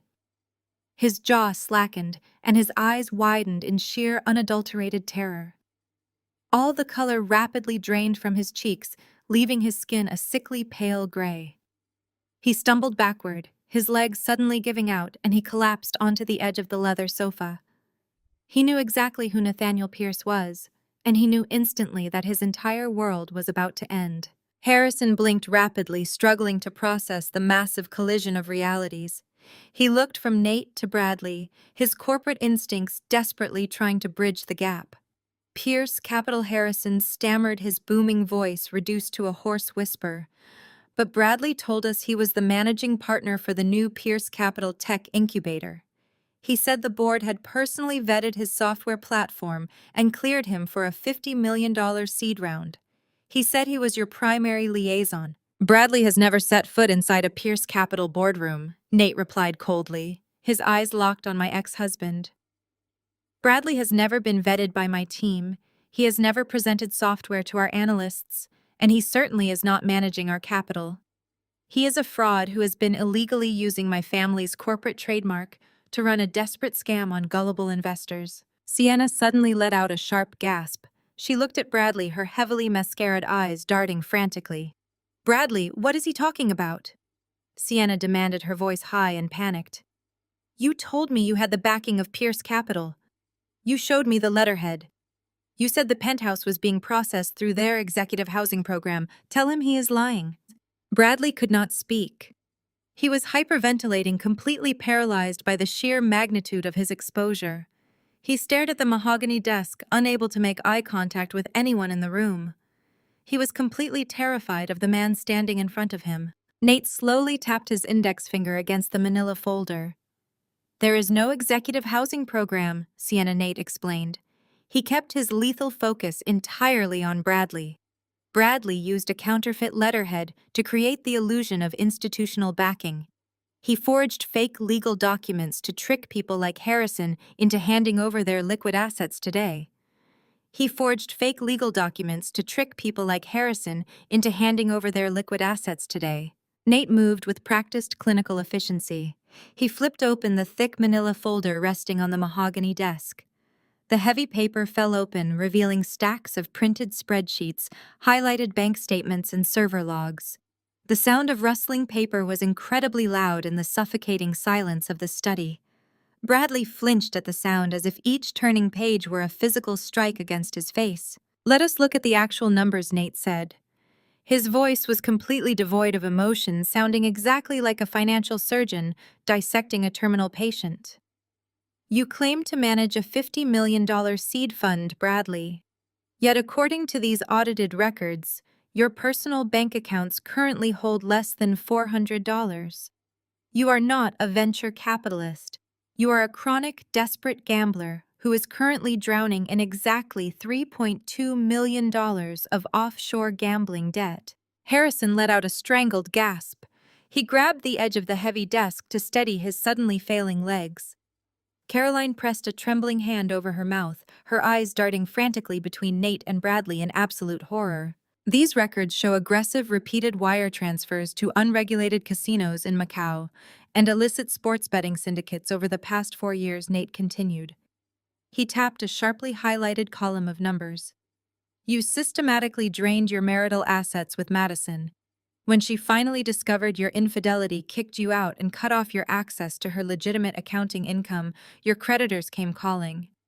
You are facing severe immediate threats from people who do not use the legal system to collect their debts. You need cash, and you need it by the end of this month, or your offshore associates are going to inflict permanent physical damage." Bradley buried his face in his hands. He was physically shaking, emitting a pathetic high-pitched whining sound.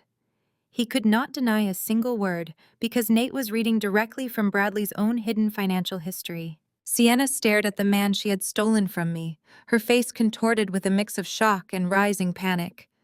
"You told me you were incredibly wealthy," she screeched, her voice losing all of its manufactured sweetness. "You told me the penthouse was paid for. You said we were moving to Tribeca." "There is no penthouse, Sienna," a new voice interjected. Everyone turned toward the heavy double doors. Terrence stood perfectly framed in the doorway, his arms casually crossed over his chest. My brother-in-law looked completely relaxed, but his eyes were sharp and unyielding. He walked slowly into the study, standing right next to Nate to form a united front. "I have to admit, Bradley, you had me curious during dinner," Terrence said, his tone conversational but dripping with lethal sarcasm. "When you started throwing around words like decentralized nodes and dynamic edge computing, my professional curiosity was triggered. So while you were all marching in here to extort Madison, I took the liberty of doing a quick IP trace on your supposed venture capital firm using my phone. It took me exactly 4 minutes to pull the registration data." Terrence pulled a single sheet of paper from the back of the folder and held it up for Harrison and Caroline to see. "Your golden son-in-law does not own a tech infrastructure," Terrence explained, looking directly at my father. "The website he showed you is a generic template purchased for $20. The IP address routes directly back to a cheap shared hosting server in Eastern Europe. The entire operation is a completely empty shell company." Harrison stared at the paper, his jaw trembling violently. "But the corporate registration," Harrison argued weakly. "He showed me the official state filings. He has a physical headquarters." Terrence laughed, a sharp, bitter sound. "No, Harrison, he does not. I pulled the state registry documents. The corporate address for his massive tech incubator is a rented post office box inside a rundown strip mall in New Jersey. And it is not even registered in his name." Terrence turned his gaze toward the leather sofa. He looked directly at the mistress. "The shell company is registered entirely under the name Sienna Miller," Terrence revealed. Sienna shrieked, jumping up from the sofa as if the leather cushions had caught fire. "What? No, I never signed anything. I do not know anything about running a company." Bradley looked at her, his eyes wide with desperate guilt. He had used her naive trust to put her name on the fraudulent documents, effectively making her the primary legal target when the scam inevitably collapsed. Sienna realized exactly what he had done.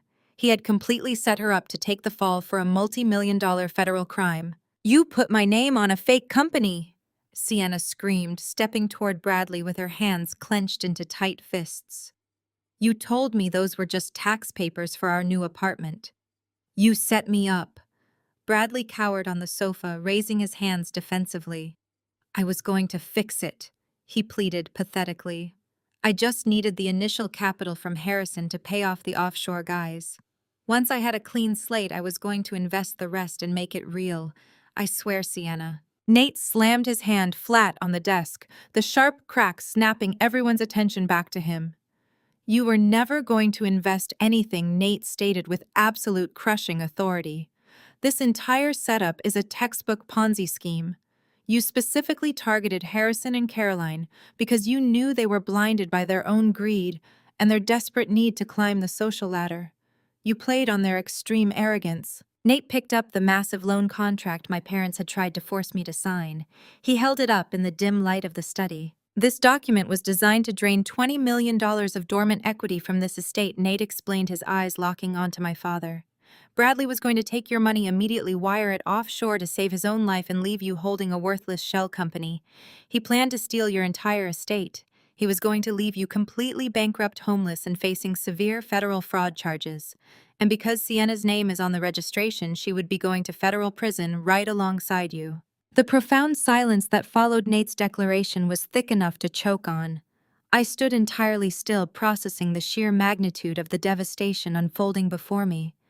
For the last hour, I had been operating in a state of emotional survival, bracing myself against the toxic barrage of my parents' cruelty and my ex-husband's aggressive extortion.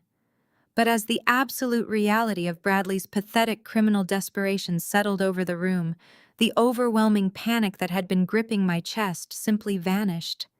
The terrified, bullied daughter evaporated. In her place, the seasoned forensic accountant stepped forward. My professional brain clicked into overdrive. The numbers, the corporate structures, the legal liabilities, this was my territory. I understood this language better than anyone else in the room. I took a slow, deep breath and stepped toward the heavy mahogany desk. Harrison and Caroline were practically hyperventilating, staring at Bradley with a mixture of disbelief and dawning terror. I reached out and picked up the thick stack of legal documents they had tried to force me to sign just minutes earlier. I flipped past the first few pages of standard mortgage boilerplate, my eyes zeroing in on the specific indemnity clauses and the transfer authorizations. As I read the fine print, a chilling absolute clarity washed over me. Bradley had not just planned to steal their money.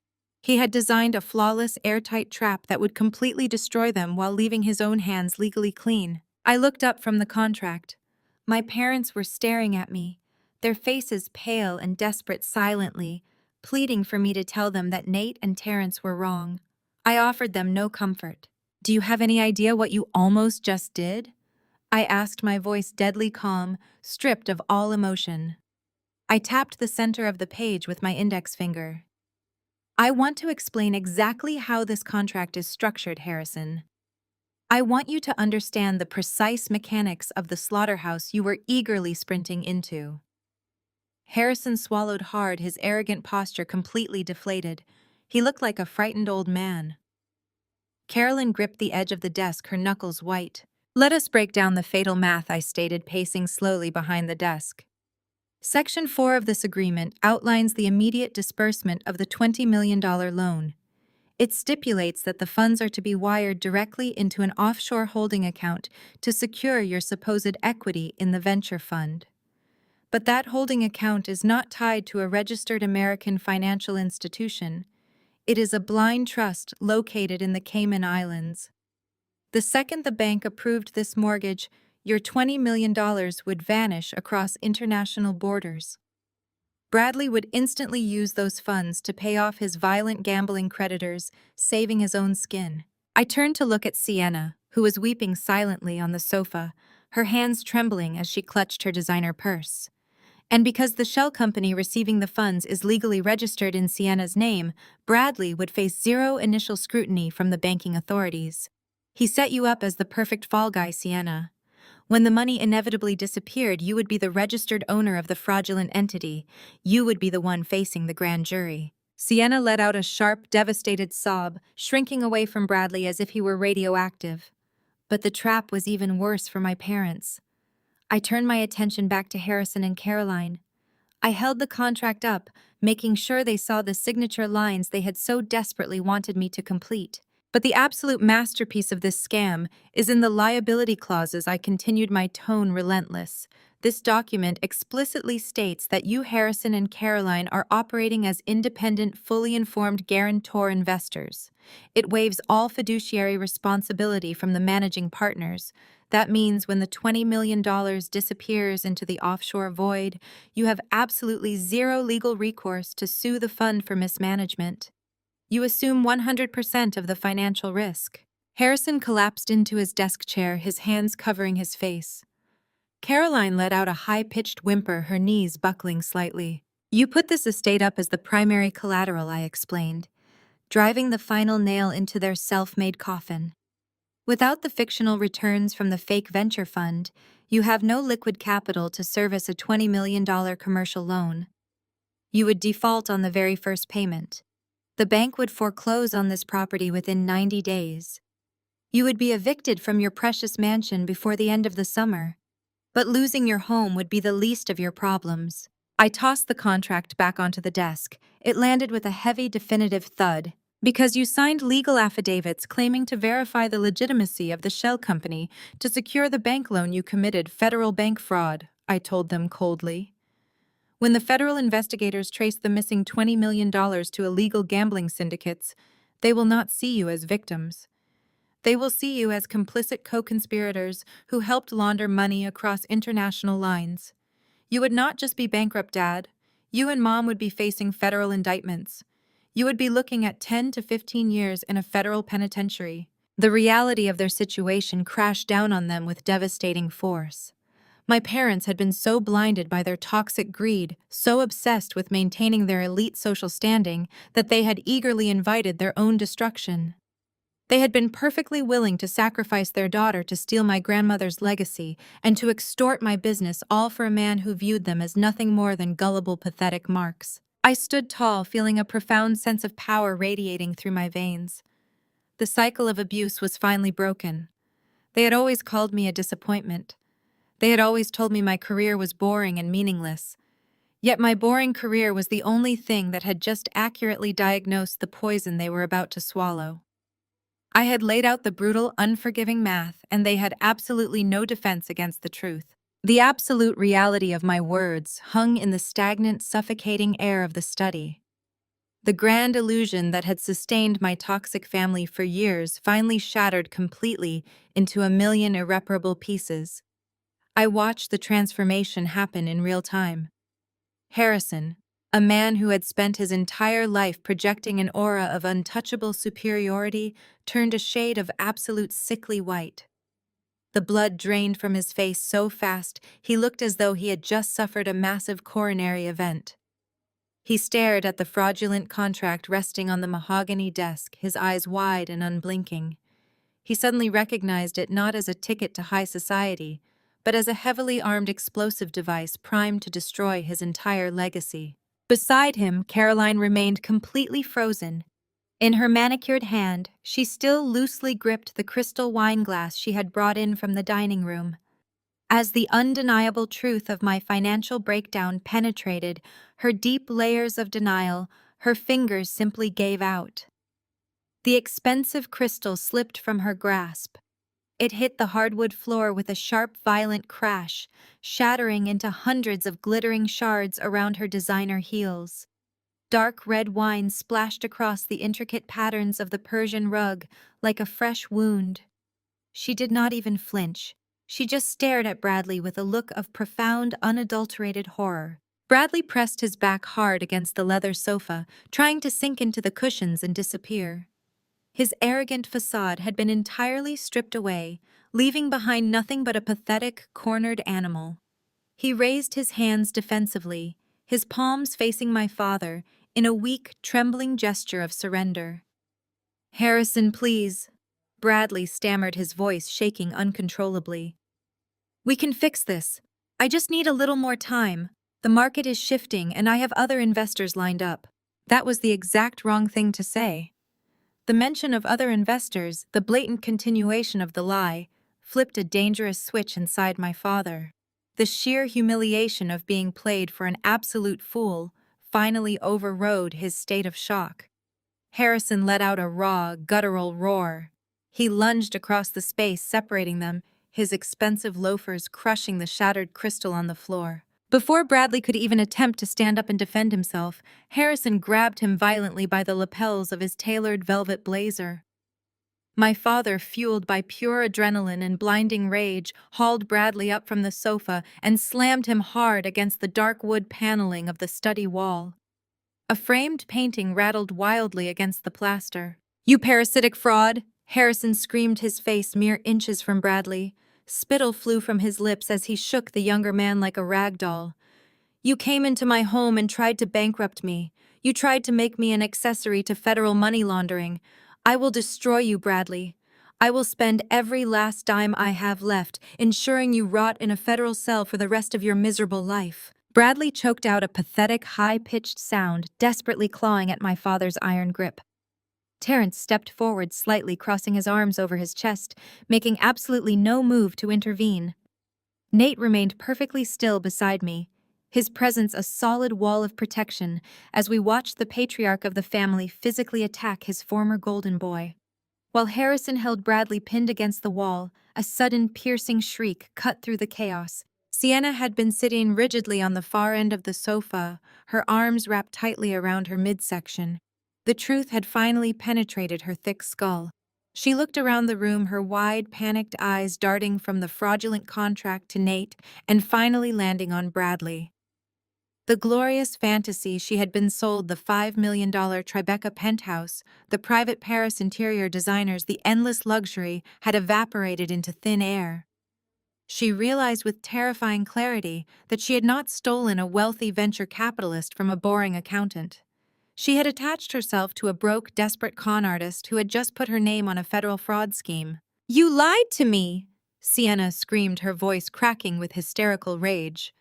She scrambled off the sofa, her pastel pink dress twisting around her legs as she pushed herself up. "You told me you were rich.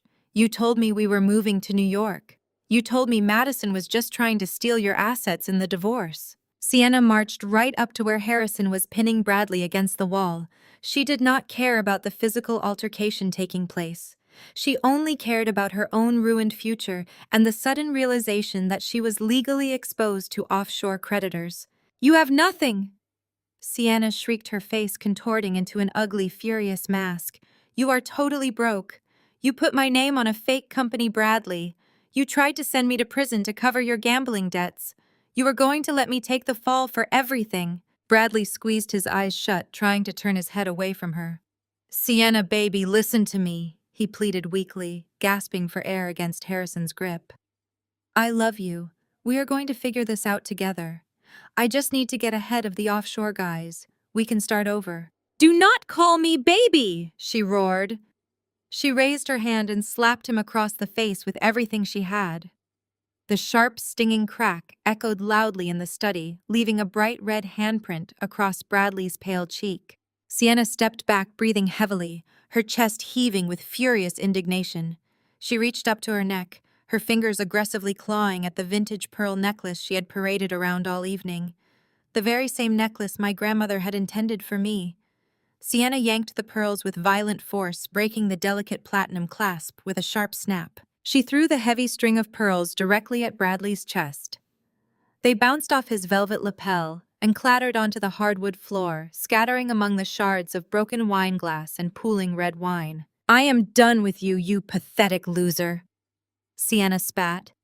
She spun on her heel, completely ignoring Caroline and Harrison, and sprinted toward the heavy double doors. She yanked them open and fled down the hallway, her heels clicking frantically against the marble as she ran out of the house and out of his life forever. I looked down at the loose pearls rolling across the beautiful Persian rug. The symbol of my grandmother's pure love had been desecrated, but seeing it ripped away from the woman who had tormented me brought an undeniable sense of poetic justice. Harrison stared at the open doorway where Sienna had just vanished, his chest heaving with sudden exertion. The absolute disgust radiating from his body was palpable. He looked back at Bradley, the man he had practically worshipped just an hour ago, and sneered. With a violent, dismissive shove, Harrison released his iron grip on the velvet lapels. Bradley staggered backward, his arms flailing as he proved unable to catch his balance on the slick wine-soaked hardwood. He crumpled to the floor, landing hard among the glittering shards of broken crystal and the scattered pearls of my grandmother's necklace. He scrambled backward until his shoulders hit the base of the leather sofa, pulling his knees to his chest like a frightened child. The great untouchable venture capitalist was officially reduced to a cowering, hyperventilating mess on the rug. Nate moved forward. His footsteps were slow, deliberate, and completely silent against the floorboards. He stopped just inches from where Bradley was cowering. Nate looked down at him, his expression completely devoid of anger, pity, or malice. It was a look of pure clinical detachment, the kind of look a scientist might give a particularly unpleasant insect before disposing of it. The temperature in the study seemed to drop even further as Nate reached into the inside pocket of his suit jacket and pulled out his phone. He did not break eye contact with my ex-husband. "You made a catastrophic miscalculation," Bradley Nate said smoothly. His voice was quiet, yet it demanded absolute silence from everyone else in the room. "You assumed you could use my family's corporate name as a shield to rob gullible suburbanites. You thought you were operating in a blind spot hidden away in some cheap shell company. But Pierce Capital has an entire department dedicated solely to monitoring trademark infringement and fraudulent market affiliations. We flagged your fake New Jersey registration 3 weeks ago. We have been watching your desperate little Ponzi scheme unravel in real time." Bradley choked on a sob, his hands shaking violently as he raised them toward Nate in a gesture of pure surrender. "Please," Bradley begged, his voice cracking into a high pitch. "I never meant to drag your firm into this. I just needed the name for temporary leverage. I will shut down the website right now. I will dissolve the LLC today. I will walk away and you will never hear from me again.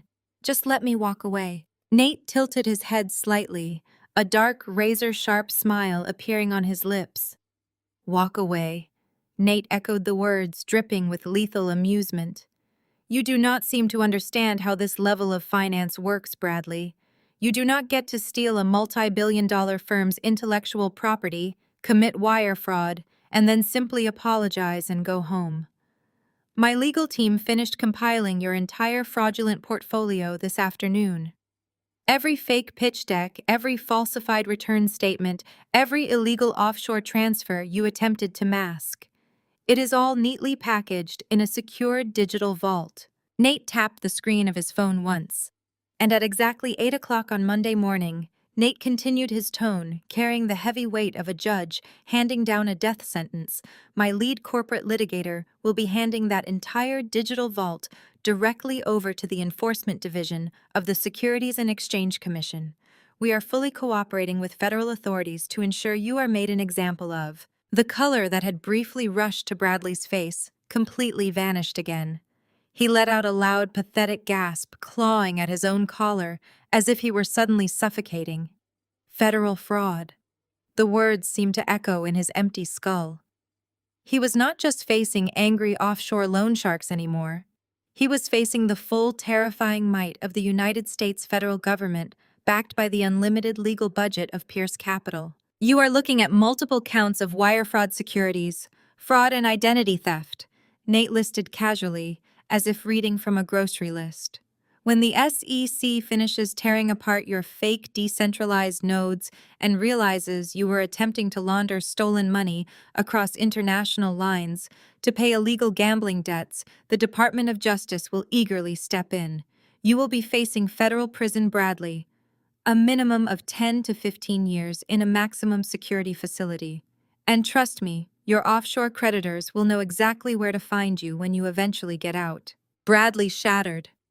The realization of his complete destruction broke whatever pathetic remnants of pride he had left. He scrambled forward on his hands and knees, completely ignoring the sharp shards of broken crystal biting through his expensive trousers. He reached out desperately, trying to grab the hem of Nate's tailored pants. "Please, Mr. Pierce." Bradley sobbed, hot tears streaming down his face and mixing with the sweat on his forehead. "I am begging you. I will do anything you ask. I will sign whatever you want.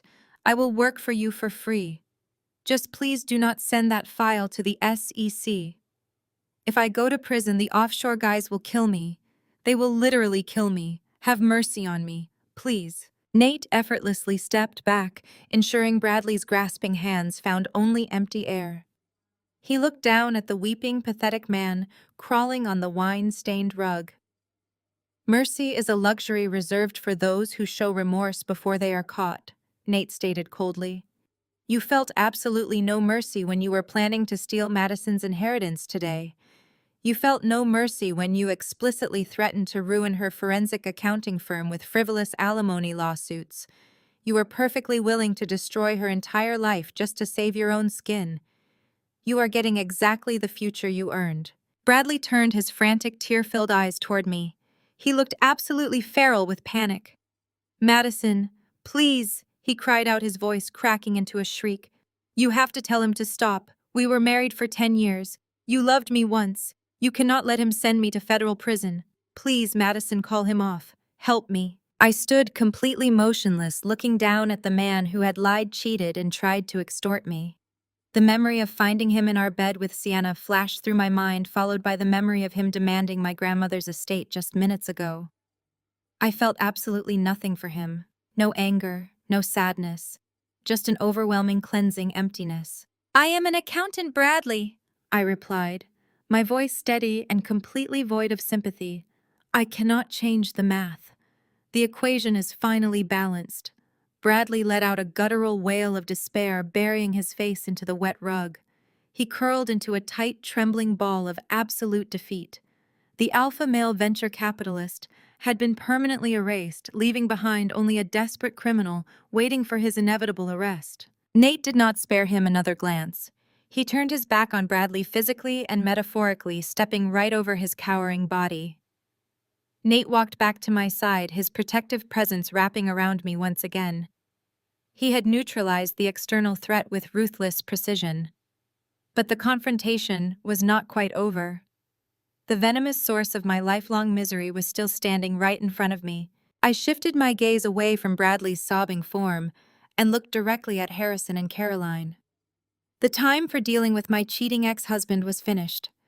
It was time to face the parents who had willingly handed me over to the wolves. Harrison and Caroline stood completely paralyzed behind the heavy mahogany desk. The grand, arrogant posture they had maintained for decades had entirely collapsed under the crushing weight of their own near destruction. They were staring at the fraudulent contract, finally seeing it for what it truly was. It was not a golden ticket to elite society. It was a one-way ticket to federal prison and absolute bankruptcy. The realization that they had eagerly, blindly trusted a criminal while actively trying to destroy the only person who could have warned them was visibly suffocating them. Harrison looked like a hollow shell of a man. His face was pale and slack, his eyes darting frantically around the room, as if searching for a legal loophole that simply did not exist. He had staked his entire social standing on Bradley, and now his precious reputation was nothing but ash. But it was Caroline who broke first, my mother. The woman who had spent 34 years treating me like an inconvenient disappointment suddenly let out a loud, ragged sob. The perfectly constructed mask of the wealthy Connecticut socialite shattered completely, leaving behind a terrified, desperate woman. She looked down at Bradley, who was still weeping pathetically on the wine-soaked rug, and then her eyes darted wildly toward me. Panic, raw and unadulterated, seized her entire body. She realized that without Bradley's fictional millions, they were completely exposed. They had made terrible, highly leveraged investments to keep up appearances in their elite country club circles, relying entirely on this new venture fund to bail them out. They were teetering on the edge of severe financial ruin, and the only person in the room with the professional expertise to save them was the daughter she had just aggressively tried to disown. Caroline stumbled forward, her designer heels crunching loudly over the broken crystals scattered across the floor. She practically threw herself across the space between us, heavy tears streaming down her face and ruining her expensive, carefully applied makeup. She lunged toward me, her hands reaching out with desperate, frantic energy. Before I could even step back, she grabbed my forearms. Her manicured fingers dug painfully into the sleeves of my emerald green blazer. She clung to me like a drowning woman clinging to a piece of driftwood in the middle of a violent hurricane. "Madison! Oh my God, Madison!" Caroline wailed, her voice thick with hysterical tears and hyperventilation. "We did not know. I swear to you, we had absolutely no idea he was a fraud. We thought he was building a legitimate business. We thought he was securing our future. You have to believe me, we would never have agreed to this if we knew he was stealing money. We are so incredibly sorry." I looked down at the woman gripping my arm so tightly. Her tears were completely genuine, but they were not tears of remorse for how she had treated me. They were tears of sheer terror for her own bank accounts and her fragile social status. She was not crying because she had knowingly invited my cheating ex-husband into her home. She was not crying because she had crowned his 26-year-old mistress with my late grandmother's sacred pearls. She was certainly not crying because she had explicitly threatened to cut me out of the family if I did not surrender my inheritance to fund his lifestyle. She was crying strictly because her greed had spectacularly backfired and she needed an immediate free corporate bailout. Caroline shook my arm slightly, trying to force me to mirror her blinding panic. "We are still family, right?" Caroline pleaded, her voice rising to a shrill, desperate pitch that echoed painfully in the quiet study. "Family makes mistakes, but we always stick together when things get hard.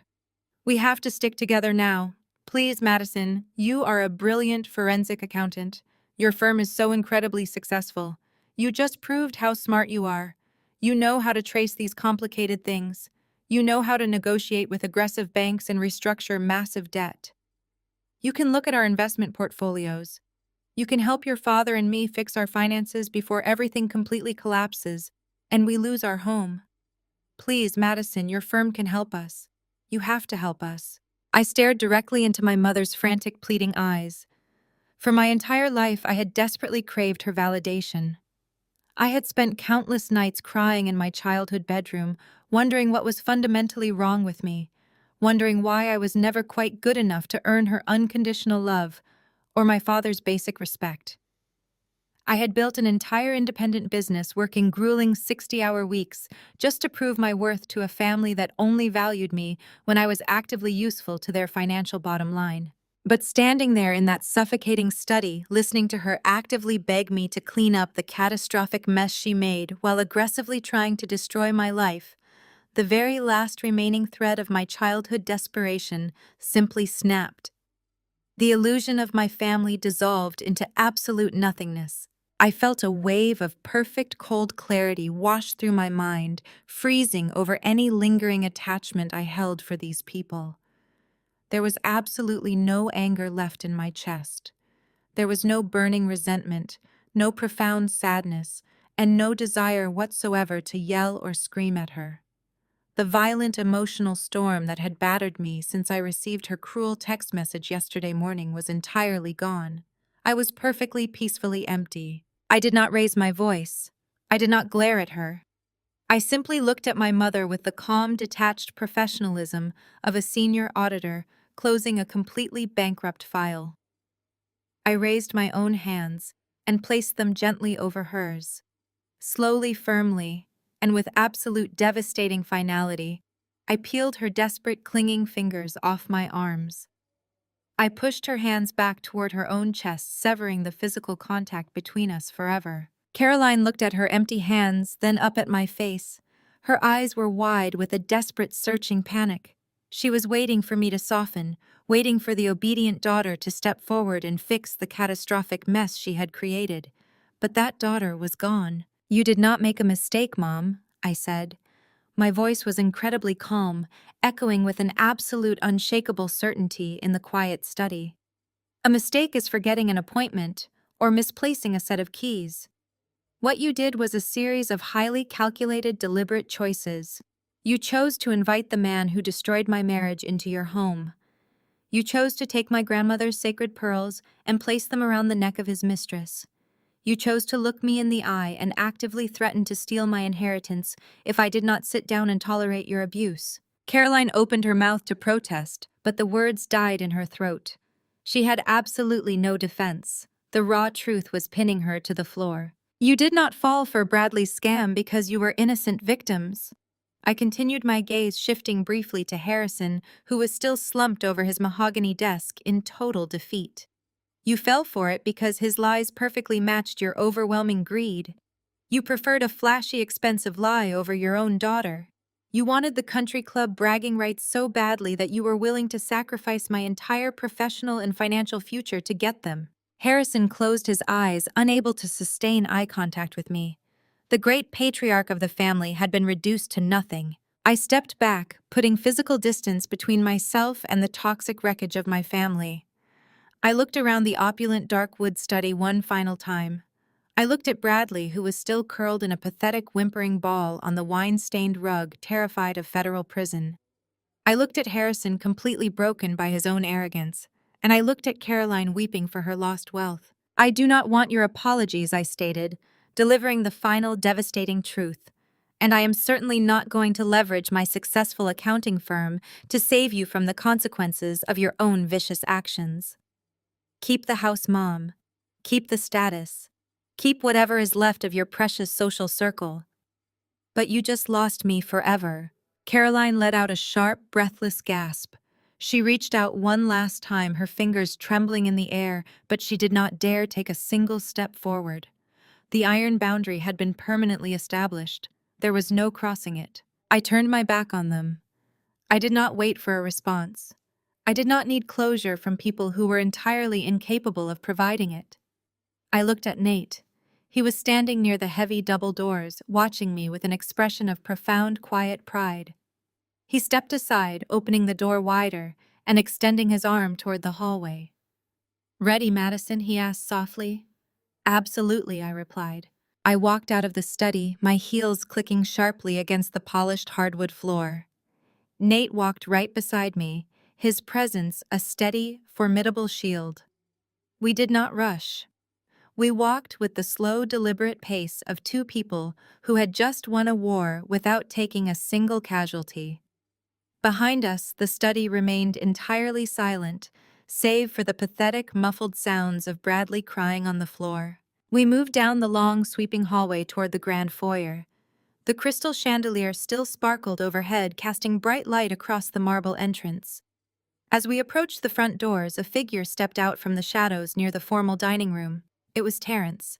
My brother-in-law was already wearing his tailored wool overcoat. He was calmly adjusting his cuffs, looking completely unfazed by the massive explosion that had just occurred in the study. He had watched the entire illusion of this family shatter, and he looked more relaxed than I had ever seen him. "Terrence," a sharp, frantic voice screeched from the drawing room. Lauren came running out into the hallway. Her face was flushed, her perfect hair slightly disheveled. She had obviously heard the shouting from the study and realized that the family's financial empire was rapidly collapsing. She ran up to Terrence, grabbing the sleeve of his coat with frantic, demanding energy. "Where are you going?"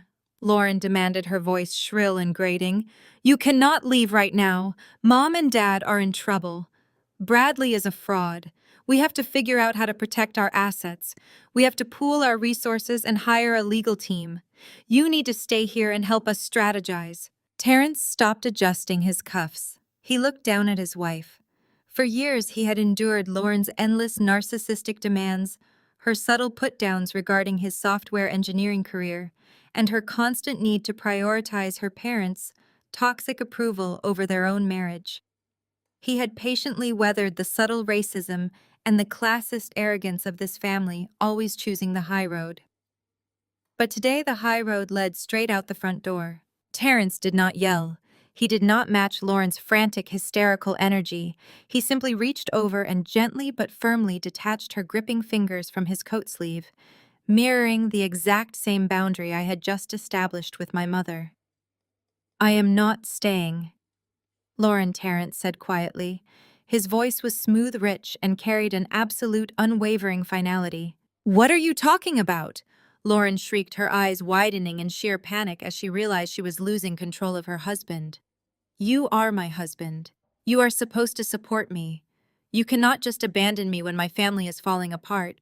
Terrence looked at her with a calm, detached clarity that struck a chord deep within my own chest. I have spent years watching you and your parents tear people down just to make yourselves feel taller, Terrence stated effortlessly. I watched you treat Madison like an outcast.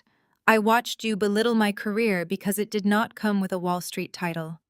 I have sat in the corner of this house playing the polite, accommodating husband for the very last time. Lauren stumbled back, completely shocked by his direct, unflinching honesty. She opened her mouth to argue, but Terrence raised a single hand, cutting her off instantly. I have had enough of this toxic circus, too, Terrence said calmly. You and your parents can sink with this ship. I am getting off. Lauren let out a breathless, horrified gasp. Terrence, no. You cannot do this.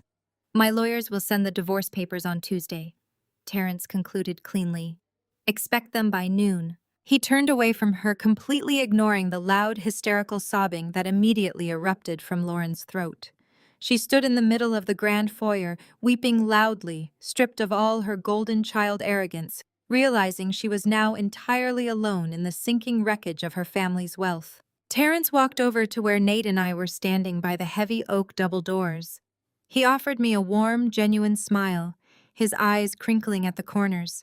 He looked lighter, as if a massive, suffocating weight had just been lifted off his broad shoulders. Shall we? Terrence asked, gesturing toward the exit.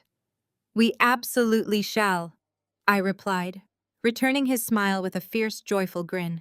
Nate reached out and pulled the heavy brass handle. The large doors swung open, revealing the dark, peaceful Connecticut night.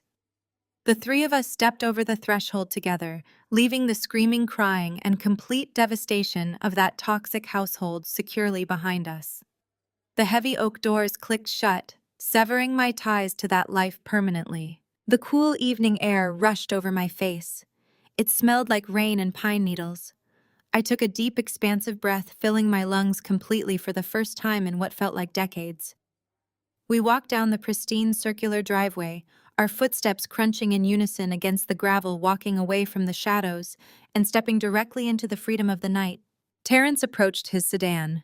He offered a final wave before sliding into the driver's seat and speeding off, leaving Lauren and her sobbing behind. I watched his taillights disappear, feeling shared liberation. Nate guided me toward his vintage Porsche. He opened the passenger door and I sank into the leather seat, letting out a heavy breath I had been holding for the entire decade of my disastrous marriage. Nate started the engine. The purr of the sports car broke the quiet night as we pulled away from the toxic estate. As we merged onto the highway back to Manhattan, the surge of adrenaline finally began to fade. The silence in the car was warm and safe, a stark contrast to the psychological battlefield we had just left. I looked at him, my brain catching up to the monumental revelation that had occurred in my father's study. I turned slightly. I have a serious question for you, Nathaniel Pierce, I said, my voice filled with curiosity. He glanced at me, a warm smile playing on his lips. Ask away, Madison. I folded my hands. You are the chief legal officer and the primary heir to Pierce Capital. You possess absolute corporate power that makes arrogant men like my father tremble in fear. So why take a weekend gig at a boutique companionship agency? Nate let out a rich laugh. I suppose a full confession is in order, he admitted smoothly. I am not an employee of that companionship agency, Madison. I actually own the entire agency. It is one of a dozen highly discreet boutique businesses in my investment portfolio. I stared at him in absolute shock. You own the agency. I repeated, my mind reeling. He nodded very slowly. I do. I occasionally review client intake files personally to ensure my management team is maintaining our strict standards. When your name popped up yesterday morning, I recognized it immediately. You recognized my name? I asked, feeling my heart skip a beat. Nate looked at me. I have followed your professional career for years, Madison. In the corporate financial sector, your independent forensic accounting firm is legendary. My legal team at Pierce Capital has actually utilized your published audit methodologies to trace hidden offshore assets. You are brilliant, sharp, and fiercely independent. When I saw you requesting a companion for a high-tension family event involving an ex-husband pitching fake tech funds, I could not pass up the opportunity. I took the assignment myself because I wanted the chance to finally meet you in person. A deep, overwhelming warmth spread through my chest. He had stepped in because he genuinely respected me and wanted to protect the woman he had admired from afar. I reached across the center console and placed my hand gently over his. He turned his palm up, intertwining his strong fingers securely with mine. We drove the entire rest of the way back to the city holding hands tightly. The aftermath of that explosive Easter Sunday was swift, brutal, and satisfying. True to his word, Nate had his corporate litigation team hand Bradley's fraudulent portfolio directly over to the Securities and Exchange Commission at exactly 8 o'clock that following Monday morning.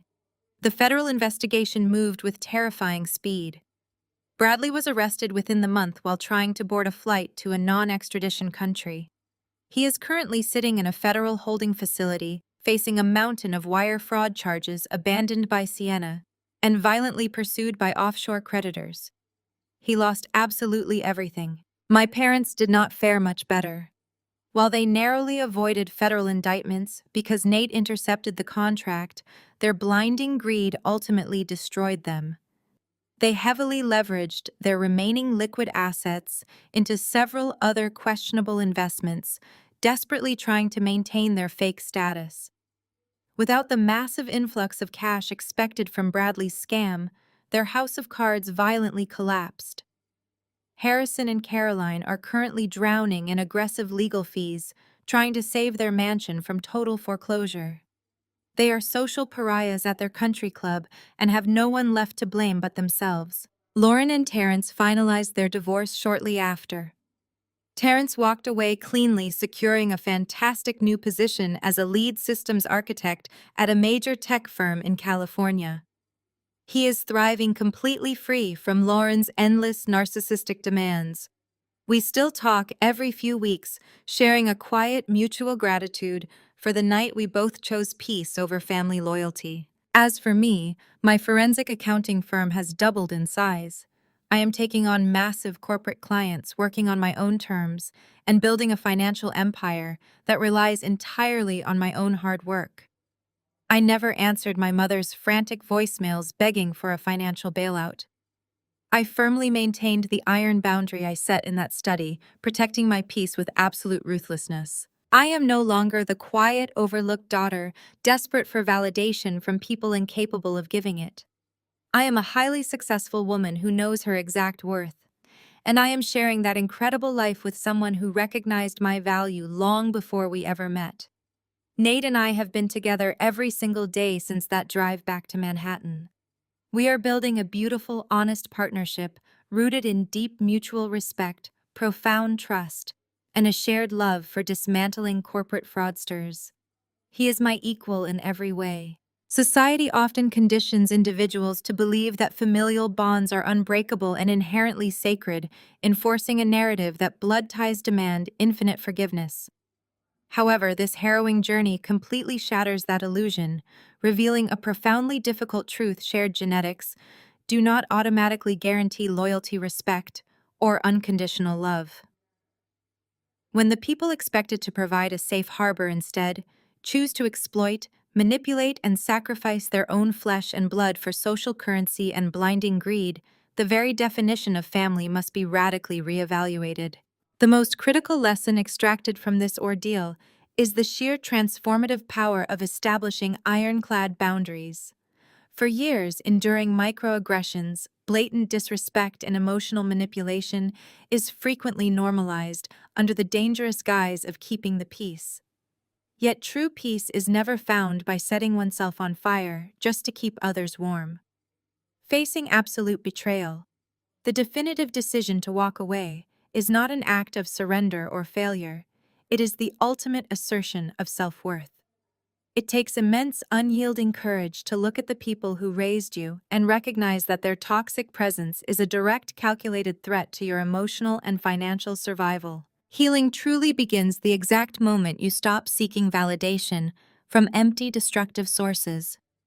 By deliberately releasing the desperate need for toxic approval, vital room is created for genuine connections built on mutual respect, protection, and equality. A chosen family, those who stand as a formidable shield in your darkest moments, rather than holding the dagger to your back, is what genuinely sustains a person. Letting go of a destructive past is the only way to build a thriving, authentic future from the ashes of betrayal. Evaluate the relationships in your own life today and bravely step away from anyone who demands you diminish your worth to serve their ego.